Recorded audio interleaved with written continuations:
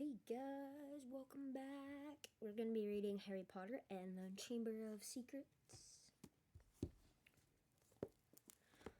We are on chapter 6. Oops. Hope y'all are having a fantastic day today. Alright guys, so let's start. Chapter 6, Gilderoy Lockhart.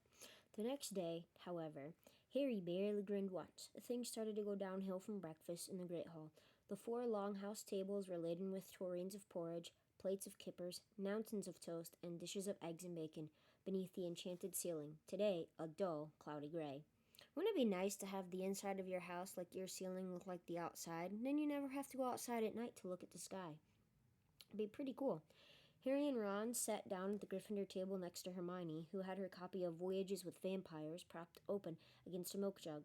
There was a slight stiffness in the way she said morning, which told Harry that she was still disapproving of the way they had arrived.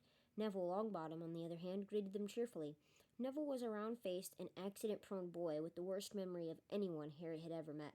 Mail's due any minute. I think Gran's sending a few things I forgot. Harry had only just started his porridge when, sure enough, there was a rushing sound overheard, and 100 or so owls streamed in, circling the hall and dropping letters and packages into the chattering crowd.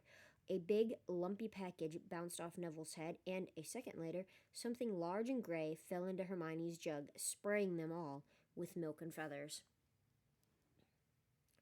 "Errol," said Ron, pulling the bed-raggled owl out by the feet. Errol slumped, unconscious, onto the table, his legs in the air, and a damp, red envelope in his beak. "Oh, no," Ron gasped. "It's all right. He's still alive," said Hermione, prodding Errol gently with the tip of her finger. "It's not that. It's that."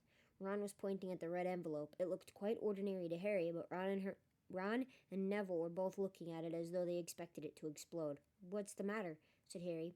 She sent me a howler," said Ron faintly. "You'd better open it, Ron," said Neville in a timid whisper. "It'll be worse if you don't. My gran sent me one once, and I ignored it." And he gulped. "It was horrible."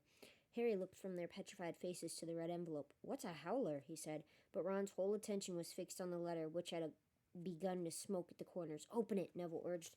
"It'll all be over in a few minutes." Ron stretched out a shaking hand, eased the envelope from Errol's beak, and slid it open. Neville stuffed his fingers in his ears. A split second later, Harry knew why. He thought for a moment it had exploded. A roar of sound filled the huge hall, shaking dust from the ceiling. Could you imagine, instead of having phones, you have mail that comes in and your parents just howling at you through an envelope? I think I'd tear it up or something. "Stealing the car. I wouldn't have been surprised if they'd expelled you. You wait till I get hold of you. I don't suppose you stopped to think what your father and I went through when we saw it was gone." Mrs. Weasley's yells, 100 times louder than usual, made the plates and spoons rattle on the table and echoed deafeningly off the stone walls. People throughout the hall were swiveling around to see who had received the howler, and Ron sank so low in his chair that only his crimson forehead could be seen. "Letter from Dumbledore last night? I thought your father would die of shame. We didn't bring you up to behave like this. You and Harry could both have died." Harry had been wondering when his name was going to crop up. He tried very hard to look as though he couldn't hear the voice that was making his eardrums throb. "Absolutely disgusted. Your father's facing an inquiry at work. It's entirely your fault, and if you put another toe out of line, we'll bring you straight back home." A ringing silence fell. The red envelope, which had dropped from Ron's hands, burst into flames and curled into ashes. Harry and Ron sat stunned, as though a tidal wave had just passed over them. A few people laughed, and, gradually, a babble of talk broke out again. Hermione closed Voyages with Vampires and looked down at the top of Ron's head.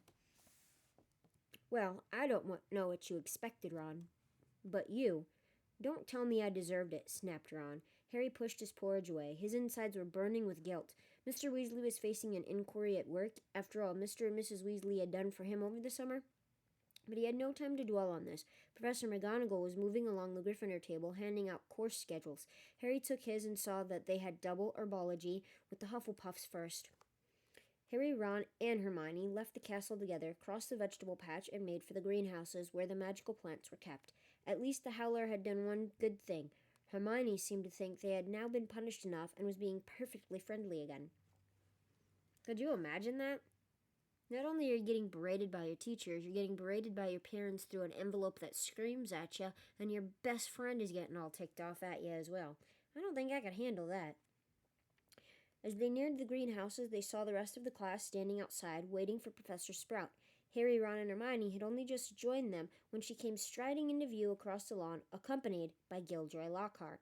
Professor Sprout's arms were full of bandages, and with another twinge of guilt, Harry spotted the whomping willow in the distance, several of its branches now in slings. Professor Sprout was a squat little witch who wore a patched hat over her flyaway hair. There was usually a large amount of earth on her clothes, and her fingernails would have made Aunt Petunia faint. Gilderoy Lockhart, however, was immaculate in sweeping robes of turquoise, his golden hair shining under a perfectly positioned turquoise hat with gold trimming. "Oh, hello there," he called, beaming around at the assembled students. "Just been showing Professor Sprout the right way to doctor a whomping willow, but I don't want you running away with the idea that I'm better at herbology than she is. I just happen to have met several of these exotic plants on my travels." "Greenhouse 3 today, chaps," said Professor Sprout, who was looking distinctly disgruntled, not at all her usual cheerful self. There was a murmur of interest.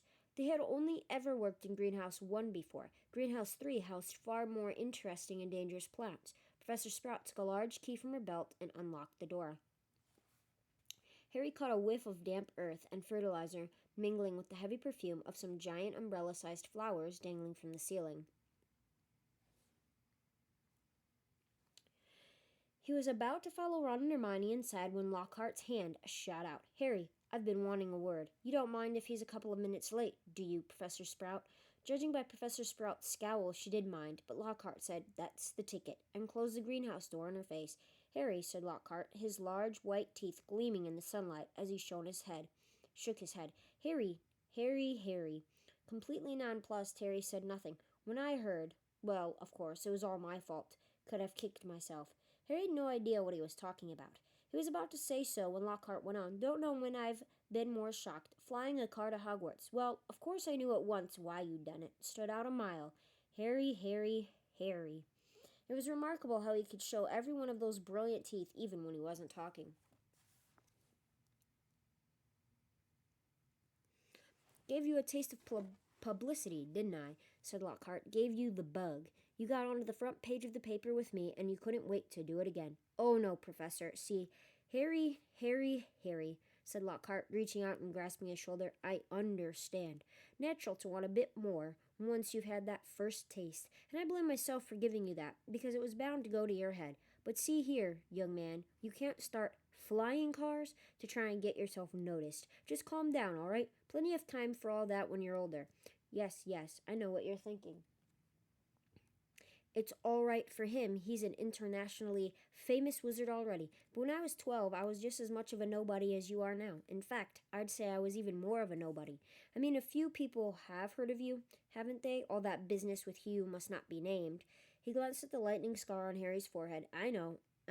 It's not quite as good as winning Witch Weekly's Most Charming Smile Award 5 times in a row as I have, but it's a start, Harry. It's a start.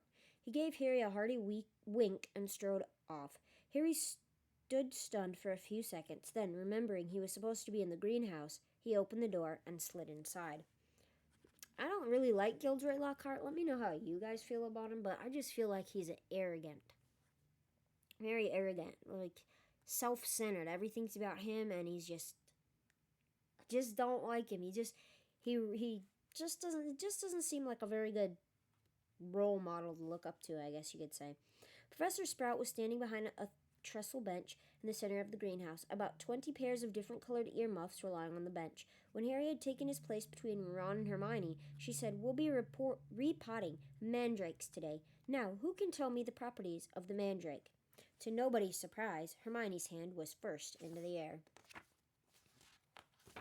Honestly, I'd want Hermione on my house because she seems to get everybody the points. "Mandrake or mandragora is a powerful restorative," said Hermione, sounding as usual as though she had swallowed the textbook. "It is used to return people who have been transfigured or cursed to their original state."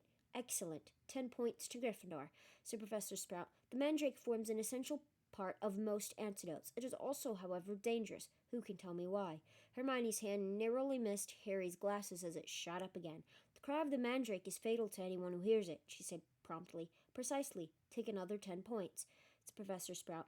Now, the mandrakes we have here are still very young. She pointed to a row of deep trays as she spoke, and everyone shuffled forward for a better look. 100 or so tufty little plants, purplish green in color, were growing there in rows. They looked quite unremarkable to Harry, who didn't have the slightest idea what Hermione meant by the cry of the mandrake. Everyone take a pair of earmuffs, said Professor Sprout. There was a scramble as everyone tried to seize a pair that wasn't pink and fluffy. When I tell you to put them on, make sure your ears are completely covered, said Professor Sprout. When it is safe to remove them, I will give you the thumbs up. Right? Earmuffs on. Harry snapped the earmuffs over his ears. They shut out sound completely. Professor Sprout put the pink, fluffy pair over her own ears, rolled up the sleeves of her robes, grasped one of the tufty plants firmly, and pulled hard. Here's the thing. We wear earmuffs in the winter, right? So if our earmuffs in the winter aren't soundproof, what type of earmuffs are they wearing that is soundproof? Because I'd like a pair of those earmuffs. Because sometimes you don't want to hear noises when you're outside. I'd like a pair of those. Harry let out a gasp of surprise that no one could hear. Instead of roots, a small, muddy, and extremely ugly baby popped out of the earth. The leaves were growing right out of his head. He had pale green, mottled skin and was clearly bawling at the top of his lungs. Professor Sprout took a large plant pot from under the table and plunged the mandrake into it, burying him in dark, damp compost until only the tufted leaves were visible. Professor Sprout dusted off her hands, gave them all the thumbs up, and removed her own earmuffs. As our mandrakes are only seedlings, their cries won't kill yet, she said calmly, as though she'd just done nothing more exciting than water a begonia. However, they will knock you out for several hours, and as I'm sure none of you want to miss your first day back, make sure your earmuffs are securely in place while you work. I will attract your attention when it is time to pack up. 4 to a tray. There is a large supply of pots here. Compost in the sacks over there, and be careful of the venomous tentacula. It's teething. Oh, that's great. That sounds worse than a puppy. She gave a sharp slap to a spiky, dark red plant as she spoke, making it draw on the long feelers that had been inching sneakily over her shoulder. Harry, Ron, and Hermione were joined at their tray by a curly-haired Hufflepuff boy Harry knew by sight but had never spoken to. Justin Finch Fletchley, he said brightly, shaking Harry by the hand. Know who you are, of course, the famous Harry Potter, and you're Hermione Granger, always topping everything. Hermione beamed as she had her hand shaken too. And Ron Weasley, wasn't that your flying car? Ron didn't smile. The howler was obviously still on his mind. That Lockhart's something, isn't he? Said Justin happily as they began filling their plant pots with dragon dung compost. Awfully brave chap. Have you read his books? I'd have died of fear if I'd been cornered in a telephone booth by a werewolf, but he stayed cool and zap. Just fantastic. My name was down for Eton, you know. I can't tell you how glad I am I came here instead. Of course, Mother was slightly disappointed, but since I made her read Lockhart's books, I think she's begun to see how useful it'll be to have a fully trained wizard in the family. After that, they didn't have much chance to talk. Their earmuffs were back on, and they needed to concentrate on the mandrakes. Professor Sprout had made it look extremely easy, but it wasn't. The mandrakes didn't like coming out of the earth, but didn't seem to want to go back into it either. They squirmed, kicked, flailed their sharp little fists, and gnashed their teeth. Harry spent 10 whole minutes trying to squash a particularly fat one into a pot. By the end of the class, Harry, like everyone else, was sweaty, aching, and covered in earth. Everyone trapezed back to the castle for a quick wash, and then the Gryffindors hurried off to Transfiguration. Professor McGonagall's classes were always hard work, but today was especially difficult. Everything Harry had learned last year seemed to have leaked out of his head during the summer. He was supposed to be turning a beetle into a button, but all he managed to do was give his beetle a lot of exercise as it scuttled over the desk top, avoiding his wand. Ron was having far worse problems. He had patched up his wand with some borrowed spello tape, but it seemed to be damaged beyond repair. It kept crackling and sparking at odd moments, and every time Ron tried to transfigure his beetle, it engulfed him in thick gray smoke that smelled of rotten eggs. Unable to see what he was doing, Ron accidentally squished his beetle with his elbow and had to ask for a new one. Professor McGonagall wasn't pleased. Harry was relieved to hear the lunch bell. His brain felt like a wrung sponge. Everyone filed out of the classroom except him and Ron, who was whacking his wand furiously on the desk. Stupid, useless thing. Write home for another one, Harry suggested as the wand let off a volley of bangs like a firework. Oh yeah, and get another howler back, said Ron, stuffing the now hissing wand into his bag. It's your own fault your wand got snapped. They went down to lunch, where Ron's mood was not improved by Hermione's showing them the handful of perfect coat buttons she had produced in Transfiguration.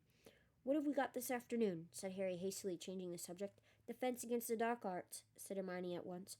"Why?" demanded Ron, seizing her schedule. "Have you outlined all Lockhart's lessons in little hearts?" Hermione snatched the schedule back, blushing furiously. Everybody seems to love this Lockhart guy. All the women, too. They seem to just love him. I don't know why, though, but I guess we'll find out.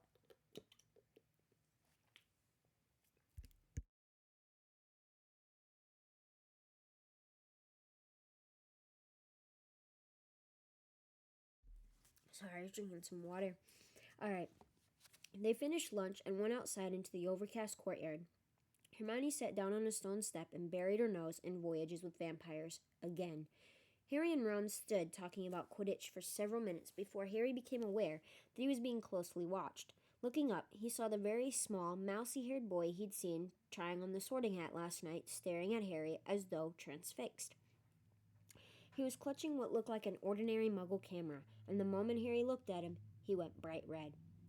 "All right, Harry, I'm Colin Creevey," he said breathlessly, taking a tentative step forward. "I'm in Gryffindor, too. Do you think... Would it be all right if... Can I have a picture?" he said, raising the camera hopefully. "A picture," Harry repeated blankly. "So I can prove I've met you," said Colin Creevey eagerly, edging further forward. "I know all about you. Everyone's told me. All about how you survived when you know who tried to kill you, and how you disappeared and everything, and how you've still got a lightning scar on your forehead." His eyes raked Harry's hairline. "And a boy in my dormitory said if I develop the film in the right potion, the pictures will move." Colin drew a great, shuddering breath of excitement and said, "It's amazing here, isn't it? I never knew all the odd stuff I could do was magic till I got the letter from Hogwarts. My dad's a milkman. He couldn't believe it either, so I'm taking loads of pictures to send home to him, and it'd be really good if I had one of you." He looked imploringly at Harry. "Maybe your friend could take it and I could stand next to you, and then could you sign it?" "Signed photos? You're giving out signed photos, Potter?" Loud and scathing, Draco Malfoy's voice echoed around the courtyard. He had stopped right behind Colin, flanked, as he always was at Hogwarts, by his large and thuggish cronies, Crabbe and Goyle. "Everyone line up," Malfoy roared to the crowd. "Harry Potter is giving out signed photos." "No, I'm not," said Harry angrily, his fist clenching. "Shut up, Malfoy. You're just jealous," piped up Colin, whose entire body was about as thick as Crabbe's neck. "Jealous?" said Malfoy, who didn't need to shout anymore. Half the courtyard was listening in. "Of what? I don't want a foul scar right across my head, thanks. I don't think getting your head cut open makes you that special, myself." Crabbe and Goyle were sniggering stupidly. "Eat slugs, Malfoy," said Ron angrily. Crabbe stopped laughing and started rubbing his knuckles in a menacing way. "Be careful, Weasley," sneered Malfoy. "You don't want to start any trouble, or your mummy will have to come and take you away from school." Put on a shrill, piercing voice. "If you put another toe out of line..." A knot of Slytherin fifth years nearby laughed loudly at this. "Weasley would like a signed photo, Potter," smirked Malfoy. "It'd be worth more than his family's whole house." Ron whipped out his spello-taped wand, but Hermione shut Voyages with Vampires with a snap and whispered, "Look out! What's all this?" "What's all this?" Gilderoy Lockhart was striding toward them, his turquoise robes swirling behind him. "Who's giving out signed photos?" "Seems to me that Gilderoy Lockhart is everywhere." Harry started to speak, but he was cut short as Lockhart flung an arm around his shoulders and thundered jovially, "Shouldn't have asked. We meet again, Harry." Pinned to Lockhart's side and burning with humiliation, Harry saw Malfoy slide, smirking back into the crowd. "Come on, then, Mr. Creevey," said Lockhart, beaming at Colin. "A double portrait can't do better than that, and we'll both sign it for you." Colin fumbled for his camera and took the pictures as the bell rang behind them, signaling the start of afternoon classes. "Off you go. Move along, then." Lockhart called to the crowd, and he set off back to the castle with Harry, who was wishing he knew a good vanishing spell, still clasped to his side. "A word to the wise, Harry," said Lockhart paternally as they entered the building through a side door. "I covered up for you back there with young Creevey. If he was photographing me, too, your schoolmates won't think you're setting yourself up so much." Deaf to Harry's stammers, Lockhart swept him down a corridor lined with staring students and up a staircase. "Let me just say that handing out signed pictures at this stage of your career isn't sensible. Looks a tad big-headed, Harry, to be frank. There may well come a time when, like me, you'll need to keep a stack handy wherever you go, but, he gave a little chortle, I don't think you're quite there yet. He had reached Lockhart's classroom, and he let Harry go at last. Harry yanked his robe straight and headed for his seat at the very back of the class, where he busied himself with piling all 7 of Lockhart's books in front of him so that he could avoid looking at the real thing. The rest of the class came clattering in, and Ron and Hermione sat down on either side of Harry. You could have fried an egg on your face, said Ron. You'd better hope Creevy doesn't meet Ginny, or they'll be starting a Harry Potter fan club. There's a lot of Harry Potter fan clubs out there, and I think they got the idea from the book. Harry Potter fan clubs are pretty fun, though. They get to talk a lot about different things and whatnot. Like, I've seen them. I'm not a part of a fan club or anything, but I've seen a lot of them, seen a lot of talk about fan clubs and stuff, and they look like they'd be a lot of fun. At least from my perspective, anyways. Shut up, snapped Harry. The last thing he needed was for Lockhart to hear the phrase Harry Potter fan club. When the whole class was seated, Lockhart cleared his throat loudly, and silence fell. He reached forward, picked up Neville Longbottom's copy of Travels with Trolls, and held it up to show his own winking portrait on the front. Me, he said, pointing at it and winking as well. Gilderoy Lockhart, Order of Merlin, 3rd class, honorary member of the Dark Force Defense League, and 5-time winner of Witch Weekly's Most Charming Smile Award. But I don't talk about that. I didn't get rid of the abandoned banshee by smiling at her.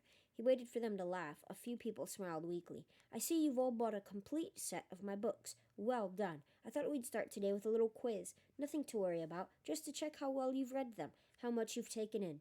When he had handed out the test papers, he returned to the front of the class and said, You have 30 minutes. Start now.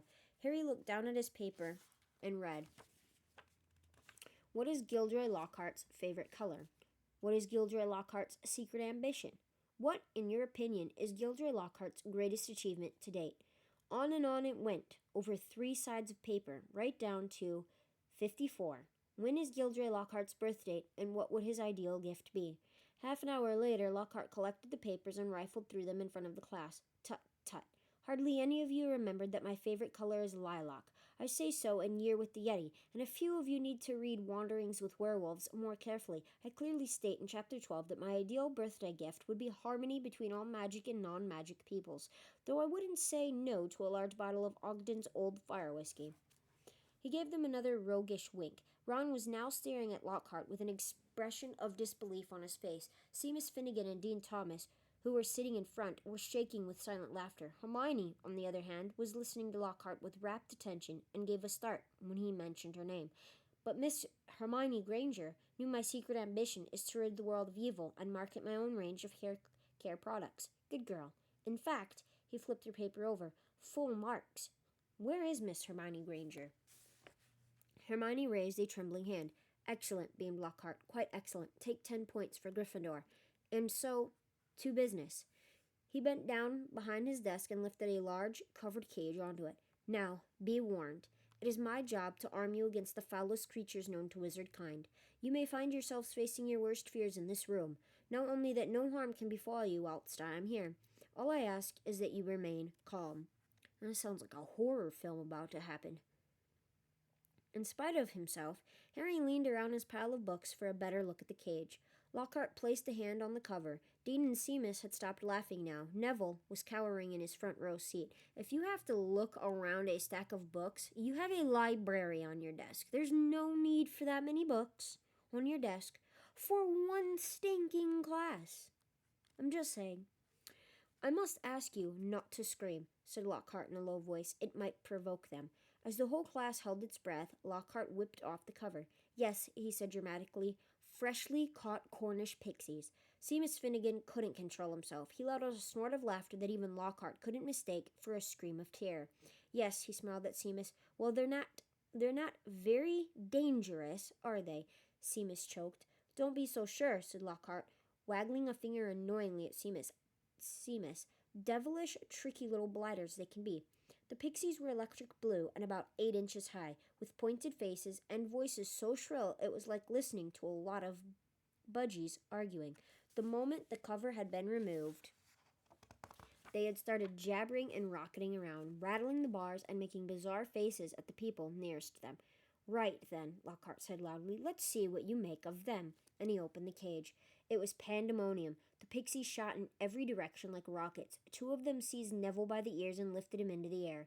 Several shot straight through the window, showering the back row with broken glass. The rest proceeded to wreck the classroom more effectively than a rampaging rhino.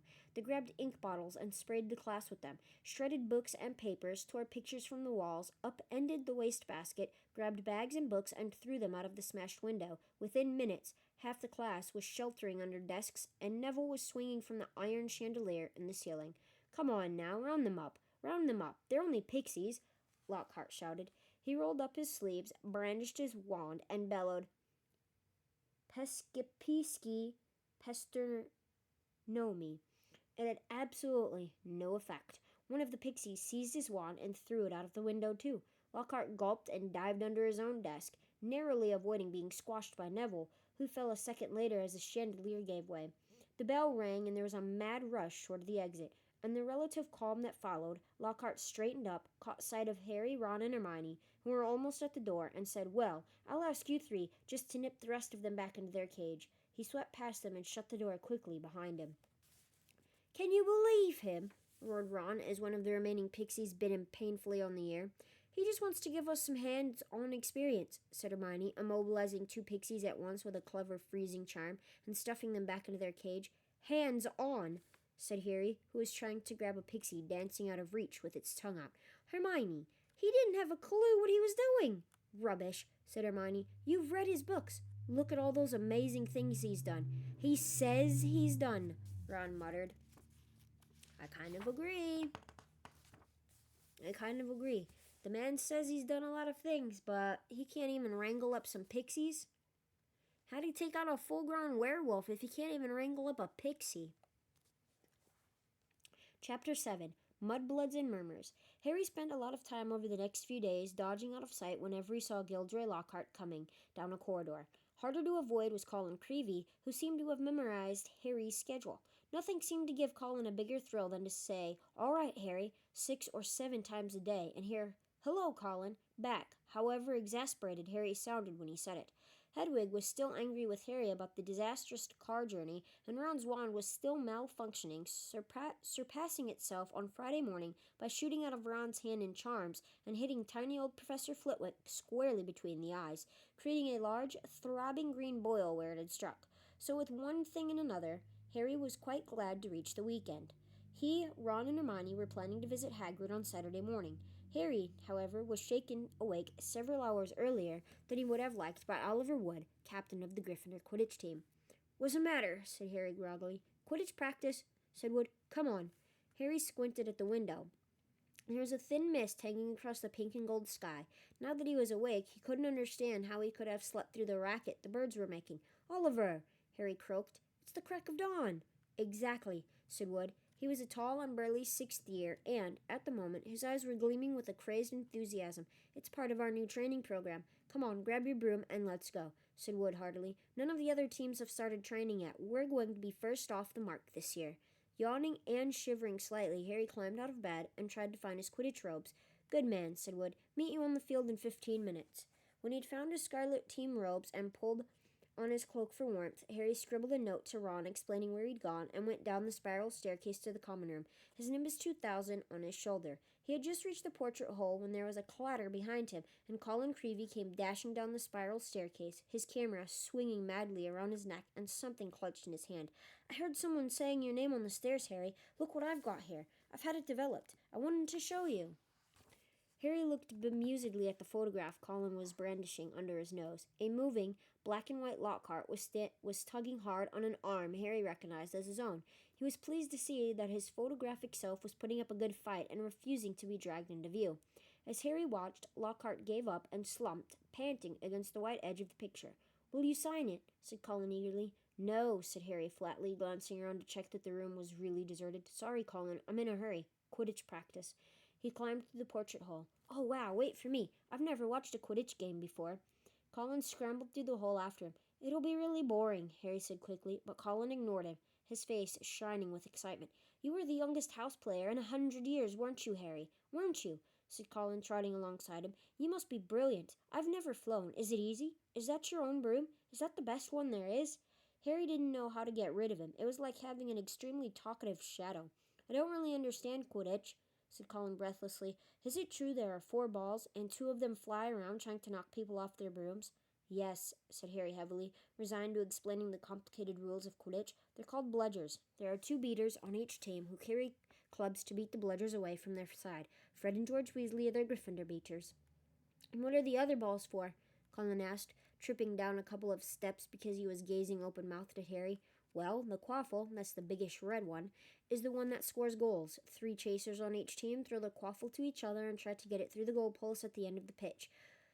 There are 3 long poles with hoops on the end. And the 4th ball is the golden snitch, said Harry. It's very small, very fast, and difficult to catch. But that's what the Seeker's got to do, because a game of Quidditch doesn't end until the snitch has been caught, and whichever team's Seeker gets the snitch earns his team an extra 150 points. And you're the Gryffindor Seeker, aren't you? Said Colin in awe. Yes, said Harry, as they left the castle and started across the dew-drenched grass. And there's the Keeper, too. He guards the goalposts. That's it, really. But Colin didn't stop questioning Harry all the way down the sloping lawns to the Quidditch field, and Harry only shook him off when he reached the changing rooms. Colin called after him in a piping voice, "I'll go and get a good seat, Harry," and hurried off to the stands. Now, here's something. Why didn't Harry fly off? If the kid was bothering him that badly, why didn't he fly to the Quidditch pitch? The rest of the Gryffindor team were already in the changing room. Wood was the only person who looked truly awake. Fred and George Weasley were sitting, puffy-eyed and tousle-haired, next to fourth-year Alicia Spinnet, who seemed to be nodding off against the wall behind her. Her fellow chasers, Katie Bell and Angelina Johnson, were yawning side by side opposite them. "There you are, Harry. What kept you?" said Wood briskly. "Now, I wanted a quick talk with all of you before we actually get onto the field, because I spent the summer devising a whole new training program, which I really think will make all the difference." Wood was holding up a large diagram of a Quidditch field on which were drawn many lines, arrows, and crosses in different colored inks. He took out his wand, tapped the board, and the arrows began to wiggle over the diagram like caterpillars. As Wood launched into a speech about his new tactics, Fred Weasley's head drooped right onto Alicia Spinnet's shoulder, and he began to snore. The first board took nearly 20 minutes to explain. But there was another board under that, and a third under that one. Harry sank into a stupor as Wood droned on and on. "So," said Wood, at long last, jerking Harry from a wistful fantasy about what he could be eating for breakfast at this very moment up at the castle, "is that clear? Any questions?" "I've got a question, Oliver," said George, who had woken with a start. "Why couldn't you have told us all this yesterday when we were awake?" Wood wasn't pleased. "Now listen here, you lot," he said, glowering at them all. "We should have won that Quidditch Cup last year. We're easily the best team, but unfortunately, owing to circumstances beyond our control—" Harry shifted guiltily in his seat. He had been unconscious in the hospital wing for the final match of the previous year, meaning that Gryffindor had been a player short and had suffered their worst defeat in 300 years. Wood took a moment to regain control of himself. Their last defeat was clearly still torturing him. "So this year, we train harder than ever before." "Okay, let's go and put our new theories into practice," Wood shouted, seizing his broomstick and leading the way out of the locker rooms. Stiff-legged and still yawning, his team followed. They had been in the locker room so long that the sun was up completely now, although remnants of his mist hung over the grass in the stadium. As Harry walked on the field, he saw Ron and Hermione sitting in the stands. "Aren't you finished yet?" called Ron incredulously. "Haven't even started," said Harry, looking jealously at the toast and marmalade Ron and Hermione had brought out of the great hall. "Wood's been teaching us new moves." He mounted his broomstick and kicked at the ground, soaring up into the air. The cool morning air whipped his face, waking him far more effectively than Wood's long talk. It felt wonderful to be back on the Quidditch field. He soared right around the stadium at full speed, racing Fred and George. "What's that funny clicking noise?" called Fred as they hurtled around the corner. Harry looked into the stands. Colin was sitting in one of the highest seats, his camera raised, taking picture after picture, the sound strangely magnified in the deserted stadium. That ought to be annoying, listening to that. "Look this way, Harry, this way," he cried shrilly. "Who's that?" said Fred. "No idea," Harry lied, putting on a spurt of speed that took him as far away as possible from Colin. "What's going on?" said Wood, frowning as he skimmed through the air toward them. "Why is that first year taking pictures? I don't like it. He could be a Slytherin spy, trying to find out about our new training program." "He's in Gryffindor," said Harry quickly. "And the Slytherins don't need a spy, Oliver," said George. "What makes you say that?" said Wood testily. "Because they're here in person," said George, pointing. Several people in green robes were walking onto the field, broomsticks in their hands. "I don't believe it," Wood hissed in outrage. "I booked the field for today. We'll see about this." Wood shot toward the ground, landing rather harder than he meant to in his anger, staggering slightly as he dismounted. Harry, Fred, and George followed. "Flint," Wood bellowed at the Slytherin captain, "this is our practice time. We got up specially. You can clear off now." Marcus Flint was even larger than Wood. He had a look of trollish cunning on his face as he replied, "Plenty of room for all of us, Wood." Angelina, Alicia, and Katie had come over too. There was no girls on the Slytherin team, who stood shoulder to shoulder, facing the Gryffindors, leering to a man. "But I booked the field," said Wood, positively spitting with rage. "I booked it." "Ah," said Flint, "but I've got a specially signed note here from Professor Snape. I, Professor S. Snape, give the Slytherin team permission to practice today on the Quidditch field owing to the need to train their new seeker." "You've got a new seeker," said Wood, distracted. "Where?" And from behind the 6 large figures before them came a 7th, smaller boy, smirking all over his pale, pointed face. It was Draco Malfoy. "Aren't you Lucius Malfoy's son?" said Fred, looking at Malfoy with dislike. "Funny you should mention Draco's father," said Flint, as the whole Slytherin team smiled still more broadly. "Let me show you the generous gift he's made to the Slytherin team." All 7 of them had their broomsticks. 7 highly polished brand new handles and 7 sets of fine gold lettering spelling the words Nimbus 2001 gleamed under the Gryffindors' noses in the early morning sun. "Very latest model, only came out last month," said Flint carelessly, flicking a speck of dust from the end of his own. "I believe it outstripes the old 2000 series by a considerable amount. As for the old Clean Sweeps," he smiled nastily at Fred and George, who were both clutching Clean Sweep 5s, "sweeps the board with them." None of the Gryffindor team could think of anything to say for a moment. Malfoy was smirking so broadly his cold eyes were reduced to slits. "Oh, look," said Flint, "a field invasion." Ron and Hermione were crossing the grass to see what was going on. "Sounds to me like Malfoy bought his way into the team by buying everybody a broomstick, which sounds to me a little bit like real life when children don't get their way. Parents have to buy their child into things, and that's why our society is going to crap sometimes when we look at it. Not being mean, staying in my own lane, but just seeing an opinion here, seeing a repetitive pattern, especially from a book that's older than some of the new children out now today. But it still happens. Definitely still happens. Anyways, back to the book. "What's happening?" Ron asked Harry. "Why aren't you playing? And what's he doing here?" He was looking at Malfoy, taking in his Slytherin Quidditch robes. "I'm the new Slytherin Seeker, Weasley," said Malfoy smugly. "Everyone's just been admiring the brooms my father's bought our team." Ron gaped, open-mouthed, at the 7 superb broomsticks in front of him. "Good, aren't they?" said Malfoy smoothly. "But perhaps the Gryffindor team will be able to raise some gold and get new brooms too. You could raffle off those Clean Sweep 5s. I expect a museum would bid for them." The Slytherin team howled with laughter. "At least no one in the Gryffindor team had to buy their way in," said Hermione sharply. "They got in on pure talent." The smug look on Malfoy's face flickered. "No one asked your opinion, you filthy little mudblood," he spat. Harry knew at once that Malfoy had said something really bad because there was an instant uproar at his words. Flint had to dive in front of Malfoy to stop Fred and George jumping on him.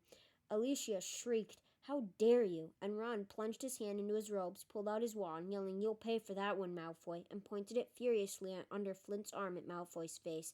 A loud bang echoed around the stadium, and a jet of green light shot out of the wrong end of Ron's wand, hitting him in the stomach and sending him reeling backward onto the grass. Ron, are you all right?" squealed Hermione. Ron opened his mouth to speak, but no words came out. Instead, he gave an almighty belch, and several slugs dribbled out of his mouth onto his lap. The Slytherin team were paralyzed with laughter. Flint was doubled up, hanging on to his new broomstick for support. Malfoy was on all fours, banging the ground with his fist. The Gryffindors were gathered around Ron, who kept belching large, glistening slugs. Nobody seemed to want to touch him. "We'd better get him to Hagrid's. It's nearest," said Harry to Hermione, who nodded bravely, and the pair of them pulled Ron up by the arms. "What happened, Harry? What happened? Is he ill?" "But you can cure him, can't you?" Colin had run down from his seat and was now dancing alongside them as they left the field. Ron gave a huge heave and more slugs dribbled down his front. "Oh," said Colin, fascinated and raising his camera. "Can you hold him still, Harry?" "Get out of the way, Colin," said Harry angrily. He and Hermione supported Ron out of the stadium and across the grounds toward the edge of the forest. "Nearly there, Ron," said Hermione as the gamekeeper's cabin came into view. "You'll be all right in a minute. Almost there." They were within 20 feet of Hagrid's house when the front door opened, and it wasn't Hagrid who emerged. Gilderoy Lockhart, wearing robes of palest mauve today, came striding out. "Quick, behind here," Harry hissed, dragging Ron behind a nearby bush. Hermione followed, somewhat reluctantly. "Yeah, stand in front of him with some slugs, and Gilderoy Lockhart might frickin' turn him into a bat or something." "It's a simple matter if you know what you're doing," Lockhart was saying loudly to Hagrid. "If you need help, you know where I am. I'll let you have a copy of my book. I'm surprised you haven't already got one. I'll sign one tonight and send it over. Well, goodbye," and he strode away toward the castle. Harry waited until Lockhart was out of sight, then pulled Ron out of the bush and up to Hagrid's front door. They knocked urgently. Hagrid appeared at once, looking very grumpy, but his expression brightened when he saw who it was. "Been wondering when you'd come to see me. Come in, come in. Thought you might have been Professor Lockhart. Back again." Harry and Hermione supported Ron over the threshold into the one-roomed cabin, which had an enormous bed in one corner, a fire crackling merrily in the other. Hagrid didn't seem perturbed by Ron's slug problem, which Harry hastily explained as he lowered Ron into a chair. "Better out than in," he said cheerfully, plucking a large copper basin in front of him. "Get 'em all up, Ron." "I don't think there's anything to do except wait for it to stop," said Hermione anxiously, watching Ron bend over the basin.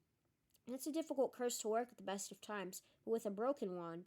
Hagrid was bustling around making them tea. His boarhound Fang was slobbering over Harry. "What did Lockhart want with you, Hagrid?" Harry asked, scratching Fang's ears. "Giving me advice on getting kelpies out of a well," growled Hagrid, moving a half-plucked rooster off his scrubbed table and setting down the teapot. "Like I don't know, and banging on about some banshee he banished. If one word of it was true, I'll eat my kettle." It was most unlike Hagrid to criticize a Hogwarts teacher, and Harry looked at him in surprise. Hermione, however, said in a voice somewhat higher than usual, "I think you're being a bit unfair. Professor Dumbledore obviously thought he was the best man for the job." "He was the only man for the job," said Hagrid, offering them a plate of treacle fudge, while Ron coughed squelchily into his basin. "And I mean the only one. Getting very difficult to find anyone for the dark arts job. People aren't too keen to take it on, see? They're starting to think it's jinxed. No one's lasted long for a while now, so tell me," said Hagrid, jerking his head to Ron. "Who was he trying to curse?" "Malfoy. Called Hermione something. It must have been really bad, because everyone went wild." "It was bad," said Ron, hoarsely emerging over the tabletop, looking pale and sweaty. "Malfoy called her Mudblood, Hagrid." Ron dived out of sight again as a fresh wave of slugs made their appearance. Hagrid looked outraged. "He didn't," he growled at Hermione. "He did," she said. "But I don't know what it means. I could tell it was really rude, of course."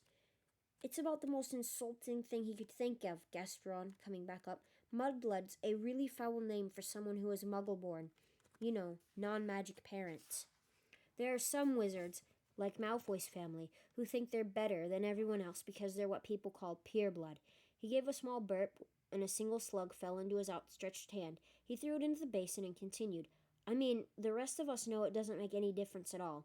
Look at Neville Longbottom. He's pure blood, and he can hardly stand a cauldron the right way up. And they haven't invented a spell our Hermione can't do," said Hagrid proudly, making Hermione go a brilliant shade of magenta. "It's a disgusting thing to call someone," said Ron, wiping his sweaty brow with a shaking hand. "Dirty blood, see, common blood. It's ridiculous. Most wizards these days are half-blood anyway.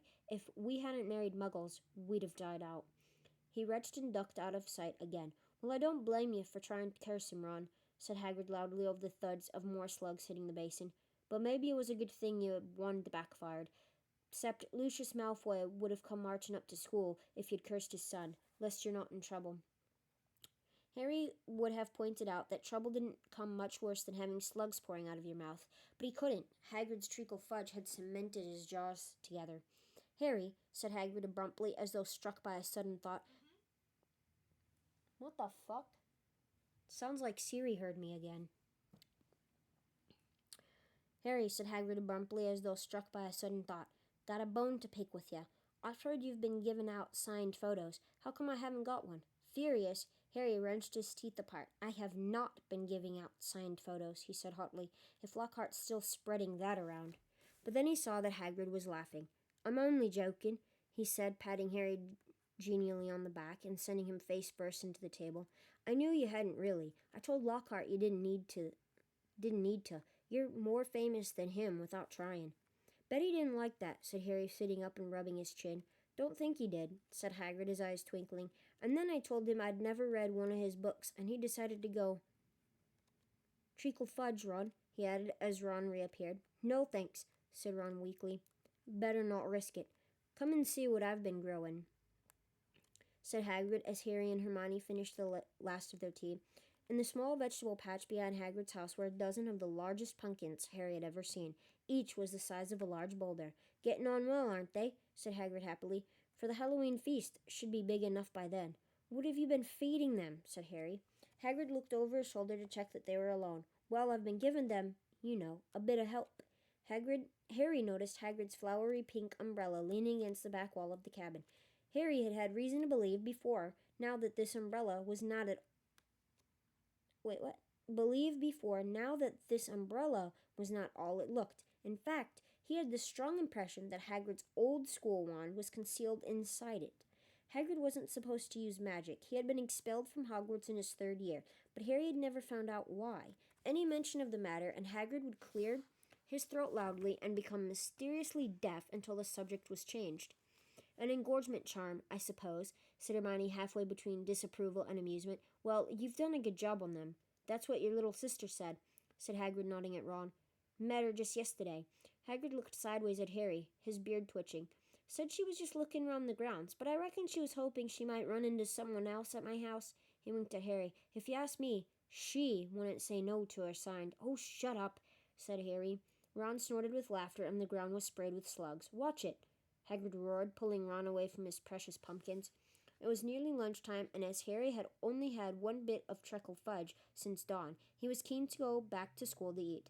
They said goodbye to Hagrid and walked back up to the castle, Ron hiccoughing occasionally, but only bringing up 2 very small slugs. They had barely set foot in the cool entrance hall when a voice rang out. "There you are, Potter, Weasley." Professor McGonagall was walking toward them, looking stern. "You will both do your detentions this evening." "What are we doing, Professor?" said Ron, nervously suppressing a burp. "You will be polishing the silver in the trophy room with Mr. Filch," said Professor McGonagall, "and no magic. Weasley, elbow grease." Ron gulped. Argus Filch, the caretaker, was loathed by every student in the school. "And you, Potter, will be helping Professor Lockhart answer his fan mail," said Professor McGonagall. "Oh, no, Professor, can't I go into the trophy room too?" said Harry desperately. "Certainly not," said Professor McGonagall, raising her eyebrows. "Professor Lockhart requested you particularly. 8 o'clock sharp, both of you." Harry and Ron slouched into the great hall in states of deepest gloom, Hermione behind them wearing a "well, you did break school rules" sort of expression. Harry didn't enjoy his shepherd's pie as much as he'd thought. Both he and Ron felt they'd got the worst deal. "Filch'll have me there all night," said Ron heavily. "No magic? There must be about 100 cups in that room. I'm no good at muggle cleaning."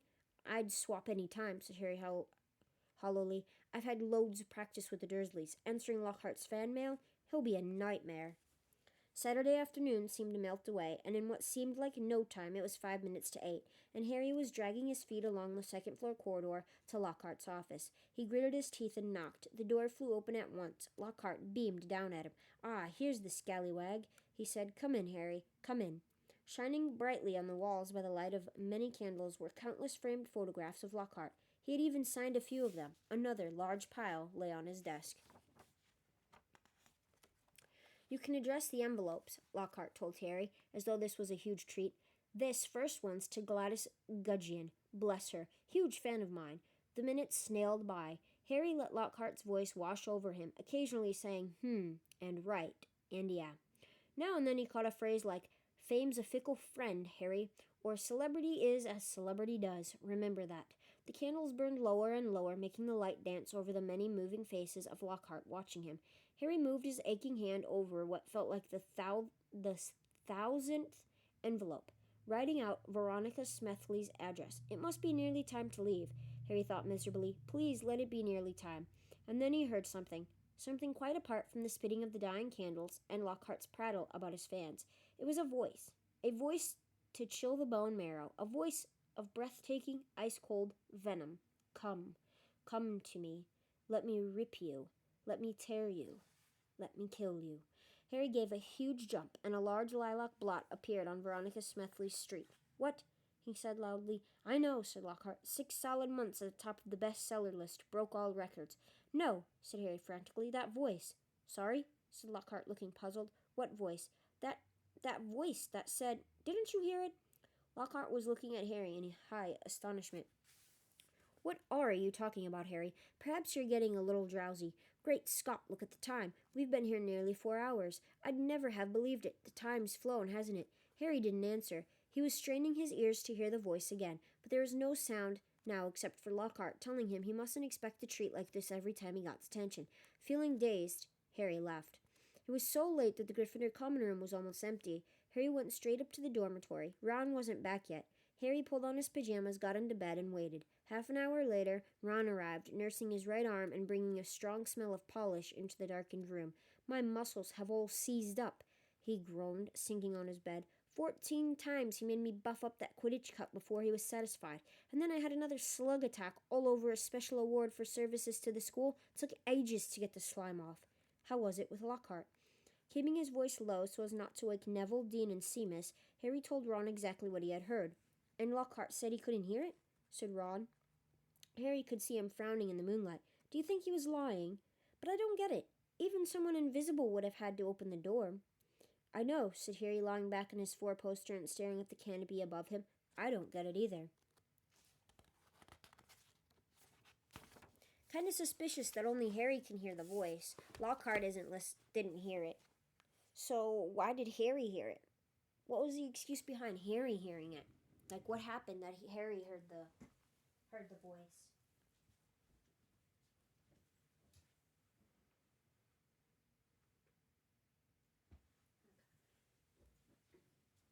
Sorry, I was checking to make sure that my phone wasn't recording stuff, because you know how it is.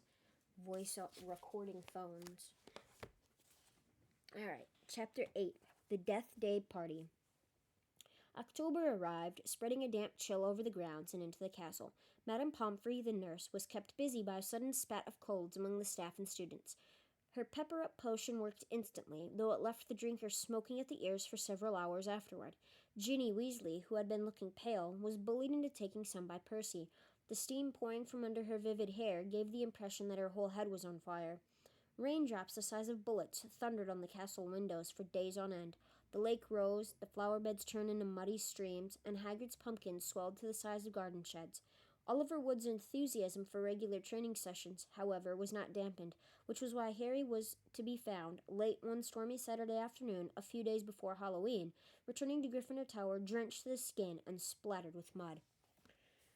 Even aside from the rain and wind, it hadn't been a happy practice session. Fred and George, who had been spying on the Slytherin team, had seen for themselves the speed of those new Nimbus 2001s. They reported that the Slytherin team was no more than 7 greenish blurs shooting through the air like missiles. As Harry skulked along the deserted corridor, he came across somebody who looked just as preoccupied as he was. Nearly headless Nick, the ghost of Gryffindor Tower, was staring morosely out of a window, muttering under his breath, "Don't fulfill the requirements. Half an inch, if that." "Hello, Nick," said Harry. Hello, said nearly headless Nick, starting and looking around. He wore a dashing plumed hat on his long curly hair, and a tunic with a ruff which concealed the fact that his neck was almost completely severed. He was pale as smoke, and Harry could see right through him to the dark sky and torrential rain outside. Here's my question. For those of you that have seen my streams over on Twitch and YouTube and Kick, when we've played the Harry Potter game, Nearly Headless Nick is invisible. So, if he's a ghost and he's invisible, how can you tell that he's wearing colored clothing when he's invisible? The clothes wouldn't be colored at that point. It would just be invisible because he's a ghost. But here, he's got fully decked out clothes with an invisible body. So wouldn't that just mean that his clothes are floating? Very suspicious. "You look troubled, young Potter," said Nick, folding a transparent letter as he spoke and tucking it inside his doublet. So do you, said Harry.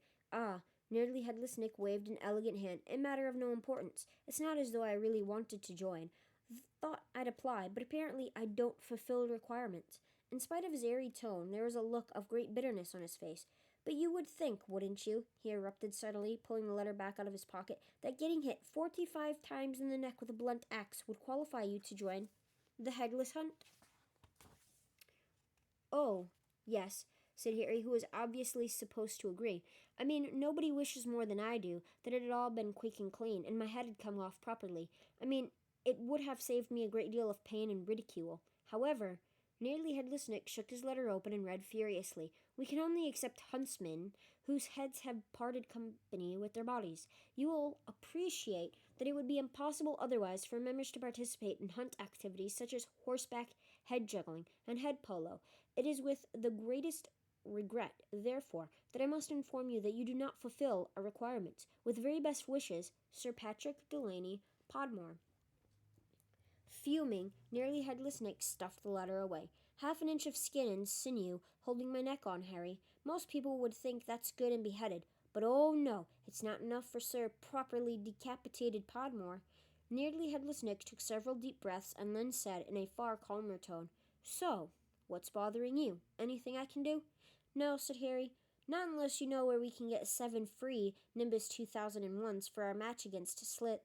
The rest of Harry's sentence was drowned out by a high-pitched mewling from somewhere near his ankles. He looked down and found himself gazing into a pair of lamp-like yellow eyes. It was Mrs. Norris, the skeletal gray cat who was used by the caretaker, Argus Filch, as a sort of deputy in his endless battle against students. "You'd better get out of here, Harry," said Nick quickly. "Filch isn't in a good mood. He's got the flu, and some third years accidentally plastered frog brains all over the ceiling in Dungeon 5. He's been cleaning all morning, and if he sees you dripping mud all over the place." "Right," said Harry, backing away from the accusing stare of Mrs. Norris, but not quickly enough. Drawn to the spot by the mysterious power that seemed to connect him with his foul cat, Argus Filch burst suddenly through a tapestry to Harry's right, wheezing and looking wildly about for the rule breaker. There was a thick tartan scarf bound around his neck, and his nose was unusually purple.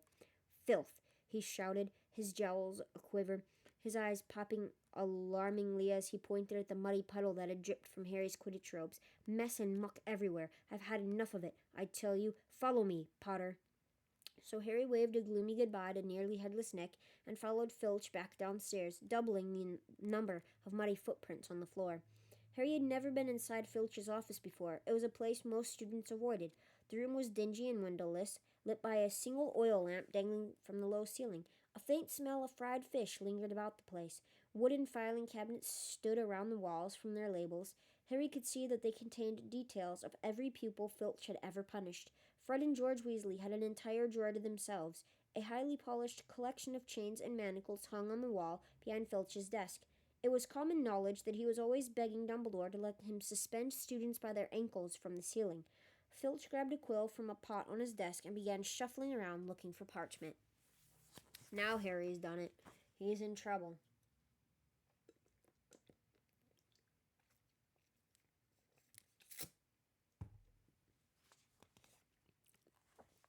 "Dung," he muttered furiously. "Great, sizzling dragon bogies, frog brains, rat intestines. I've had enough of it. Make an example. Where's the form?"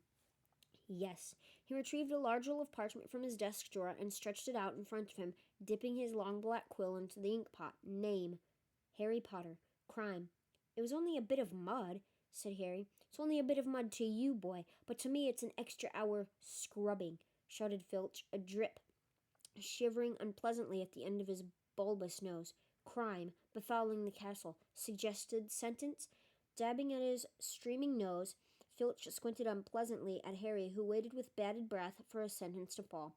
But as Filch lowered his quill, there was a great bang on the ceiling of the office, which made the oil lamp rattle. "Peeves!" Filch roared, flinging down his quill in a transport of rage. "I'll have you this time. I'll have you." And without a backward glance at Harry, Filch ran flat-footed from the office, Mrs. Norris streaking alongside him. Peeves was the school poltergeist, a grinning, airborne menace who lived to cause havoc and distress. Harry didn't much like Peeves, but he couldn't help feeling grateful for his timing. Hopefully whatever Peeves had done and it sounded as though he'd wrecked something very big this time, would distract Filch from Harry. Thinking that he should probably wait for Filch to come back, Harry sank into a moth-eaten chair next to the desk. There's only one thing on it apart from his half-completed form, a large, glossy, purple envelope with silver lettering on the front. With a quick glance at the door to check that Filch wasn't on his way back, Harry picked up the envelope and read, Quick Spell, a correspondence course in beginner's magic. Intrigued, Harry flicked the envelope open and pulled out the sheaf of parchment inside. More curly silver writing on the front page said, Feel out of step in the world of modern magic? Find yourself making excuses not to perform simple spells. Ever been taunted for your woeful wand work? There is an answer. Quick Spell. Quick Spell is an all-new, fail-safe, quick-result, easy-learn course. Hundreds of witches and wizards have benefited from the Quick Spell method. Madame Z. Nettles of Topsham writes, I had no memory for incantations and my potions were a family joke. Now, after a quick spell course, I am the center of attention at parties and friends beg for the recipe of my scintillation solution. It's kind of hard to read. It's in like some really fancy cursive on here. Warlock DJ Prod of Didsbury says, My wife used to sneer at my feeble charms, but 1 month into your fabulous quick spell course, and I succeeded in turning her into a yak. Thank you, quick spell. Man, turned his wife into a yak? Really?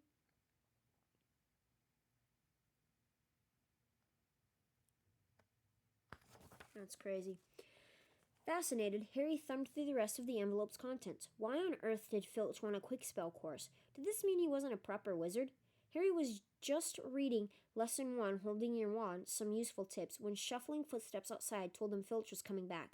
Stuffing the parchment back into the envelope, Harry threw it back onto the desk just as the door opened. Filch was looking triumphant. That vanishing cabinet was extremely valuable, he was saying gleefully to Mrs. Norris. We'll have Peeves out this time, my sweet. His eyes fell on Harry and then darted to the quick spell envelope, which, Harry realized too late, was lying 2 feet away from where it had started. Filch's pasty face went brick red. Harry braced himself for a tidal wave of fury. Filch hobbled across to his desk, snatched up the envelope, and threw it into a drawer. Have you? Did you read? He sputtered. No, Harry lied quickly. Filch's knobbly hands were twisting together. If I thought you'd read my private, not that it's mine, for a friend, be that as it may. However, Harry was staring at him, alarmed. Filch had never looked madder. His eyes were popping, a tick was going on one of his pouchy cheeks, and the tartan scarf didn't help. Very well, go, and don't breathe a word. Not that, however, if you didn't read. Go now, I have to write up Peeves' report. Go. Amazed at his luck, Harry sped out of the office, up the corridor, and back upstairs. To escape from Filch's office without punishment was probably some kind of school record. Harry! Harry! Did it work? Nearly Headless Nick came gliding out of a classroom. Behind him, Harry could see the wreckage of a large black and gold cabinet that appeared to have been dropped from a great height. I persuaded Peeves to crash it right over Filch's office, said Nick eagerly. Thought it might distract him. Was that you? Said Harry gratefully. Yeah, it worked. I didn't even get detention. Thanks, Nick. They set off up the corridor together. Nearly Headless Nick, Harry noticed, was still holding Sir Patrick's rejection letter. I wish there was something I could do for you about the headless hunt, Harry said. Nearly Headless Nick stopped in his tracks, and Harry walked right through him. He wished he hadn't. It was like stepping through an icy shower. But there is something you could do for me, said Nick excitedly. Harry, would I be asking too much? But no, you wouldn't want. What is it? Said Harry. Well, this Halloween will be my 500th death day, said Nearly Headless Nick, drawing himself up and looking dignified. Oh, said Harry, not sure whether he should look sorry or happy about this. Right. I'm holding a party down in one of the roomier dungeons. Friends will be coming from all over the country. It would be such an honor if you would attend. Mr. Weasley and Miss Granger would be most welcome too, of course, but I dare say you'd rather go to the school feast.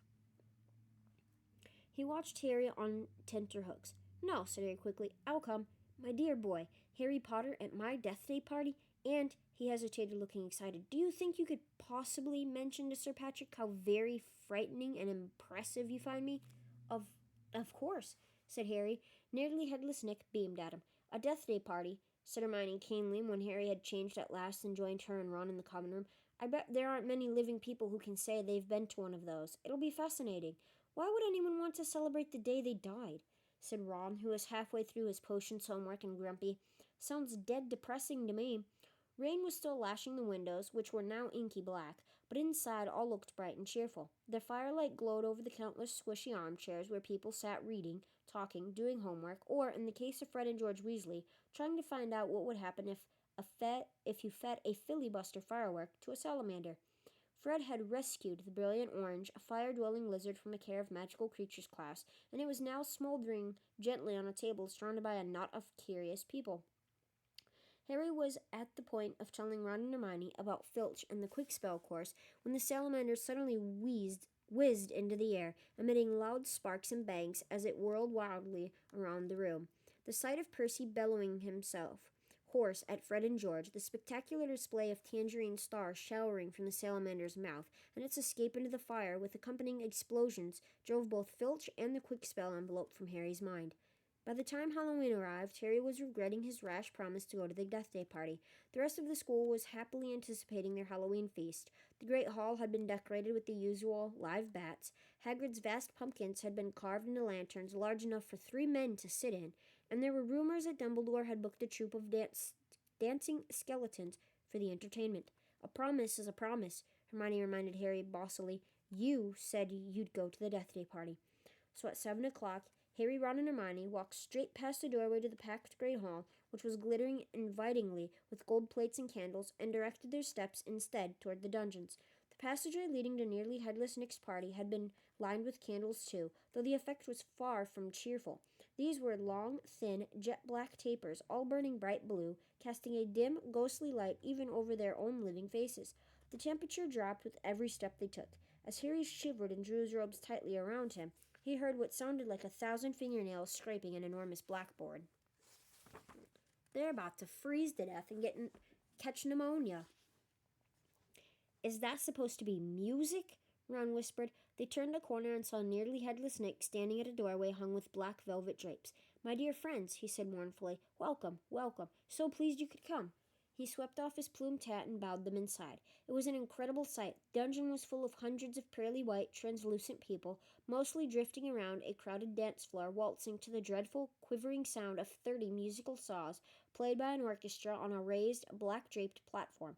A chandelier overhead blazed midnight blue with 1,000 more black candles. Their breath rose in a mist before them. It was like stepping into a freezer. "Shall we have a look around?" Harry suggested, wanting to warm up his feet. "Careful not to walk through anyone," said Ron nervously, and they set off around the edge of the dance floor. They passed a group of gloomy nuns, a ragged man wearing chains, and the fat friar, a cheerful Hufflepuff ghost who was talking to a knight with an arrow sticking out of his forehead. Harry wasn't surprised to see that the Bloody Baron, a gaunt, staring Slytherin ghost covered in silver bloodstains, was being given a wide berth by the other ghosts. "Oh no," said Hermione, stopping abruptly. Turn back. I don't want to talk to Moaning Myrtle." "Who?" said Harry as they backtracked quickly. "She haunts one of the toilets in the girls' bathroom on the first floor," said Hermione. "She haunts a toilet." "Yes, it's been out of order all year because she keeps having tantrums and flooding the place. I never went in there anyway if I could avoid it. It's awful trying to have a pee with her wailing at you." "Look, food," said Ron. On the other side of the dungeon was a long table, also covered in black velvet. They approached it eagerly, but next moment had stopped in their tracks, horrified.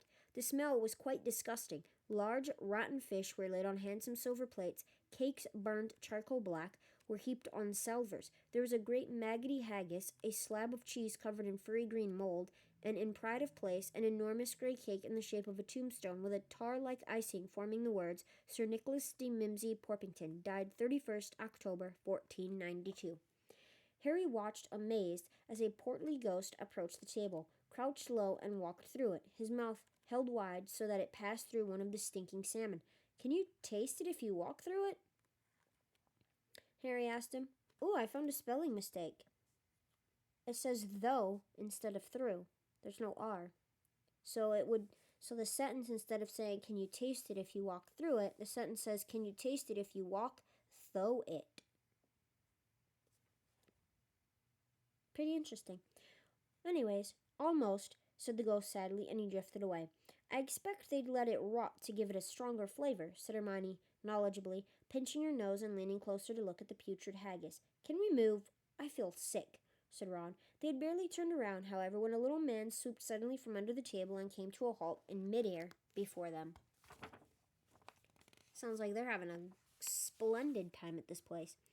Hello, Peeves, said Harry cautiously. Unlike the ghosts around them, Peeves, the poltergeist, was the very reverse of pale and transparent. He was wearing a bright orange party hat, a revolving bow tie, and a broad grin on his wide, wicked face. Nibbles, he said sweetly, offering them a bowl of peanuts covered in fungus. No thanks, said Hermione. Heard you talking about poor Myrtle, said Peeves, his eyes dancing. Rude. You was about poor Myrtle. He took a deep breath and bellowed, "Away, Myrtle!" "Oh no, Peeves, don't tell her what I said. She'll be really upset." Hermione whispered frantically, "I didn't mean it. I don't mean her. Hello, Myrtle." The squat ghost of a girl had glided over. She had the gloomiest face Harry had ever seen, half hidden behind lank hair and thick, pearly spectacles. "What?" she said sulkily. "How are you, Myrtle?" said Hermione in a falsely bright voice. "It's nice to see you out of the toilet." Myrtle sniffled. "Miss Granger was just talking about you," said Peeves slyly in Myrtle's ear. "Just saying how nice you look tonight," said Hermione, glaring at Peeves. Myrtle eyed Hermione suspiciously. "You're making fun of me," she said, silver tears welling rapidly in her small, see-through eyes. "No, honestly. Didn't I just say how nice Myrtle's looking?" said Hermione, nudging Harry and Ron painfully in the ribs. "Oh, yeah, she did. Don't lie to me," Myrtle gasped, tears now flooding down her face, while Peeves chuckled happily over her shoulder. "Do you think I don't know what people call me behind my back? Fat Myrtle, ugly Myrtle, miserable, moaning, moping Myrtle."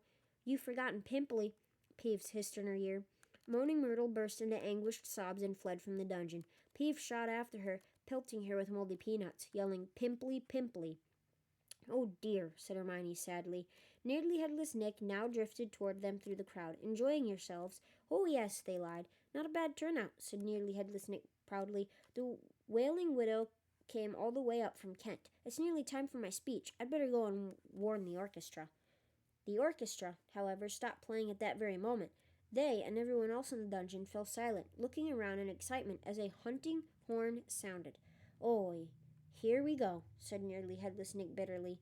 Through the dungeon wall burst a dozen ghost horses, each ridden by a headless horseman.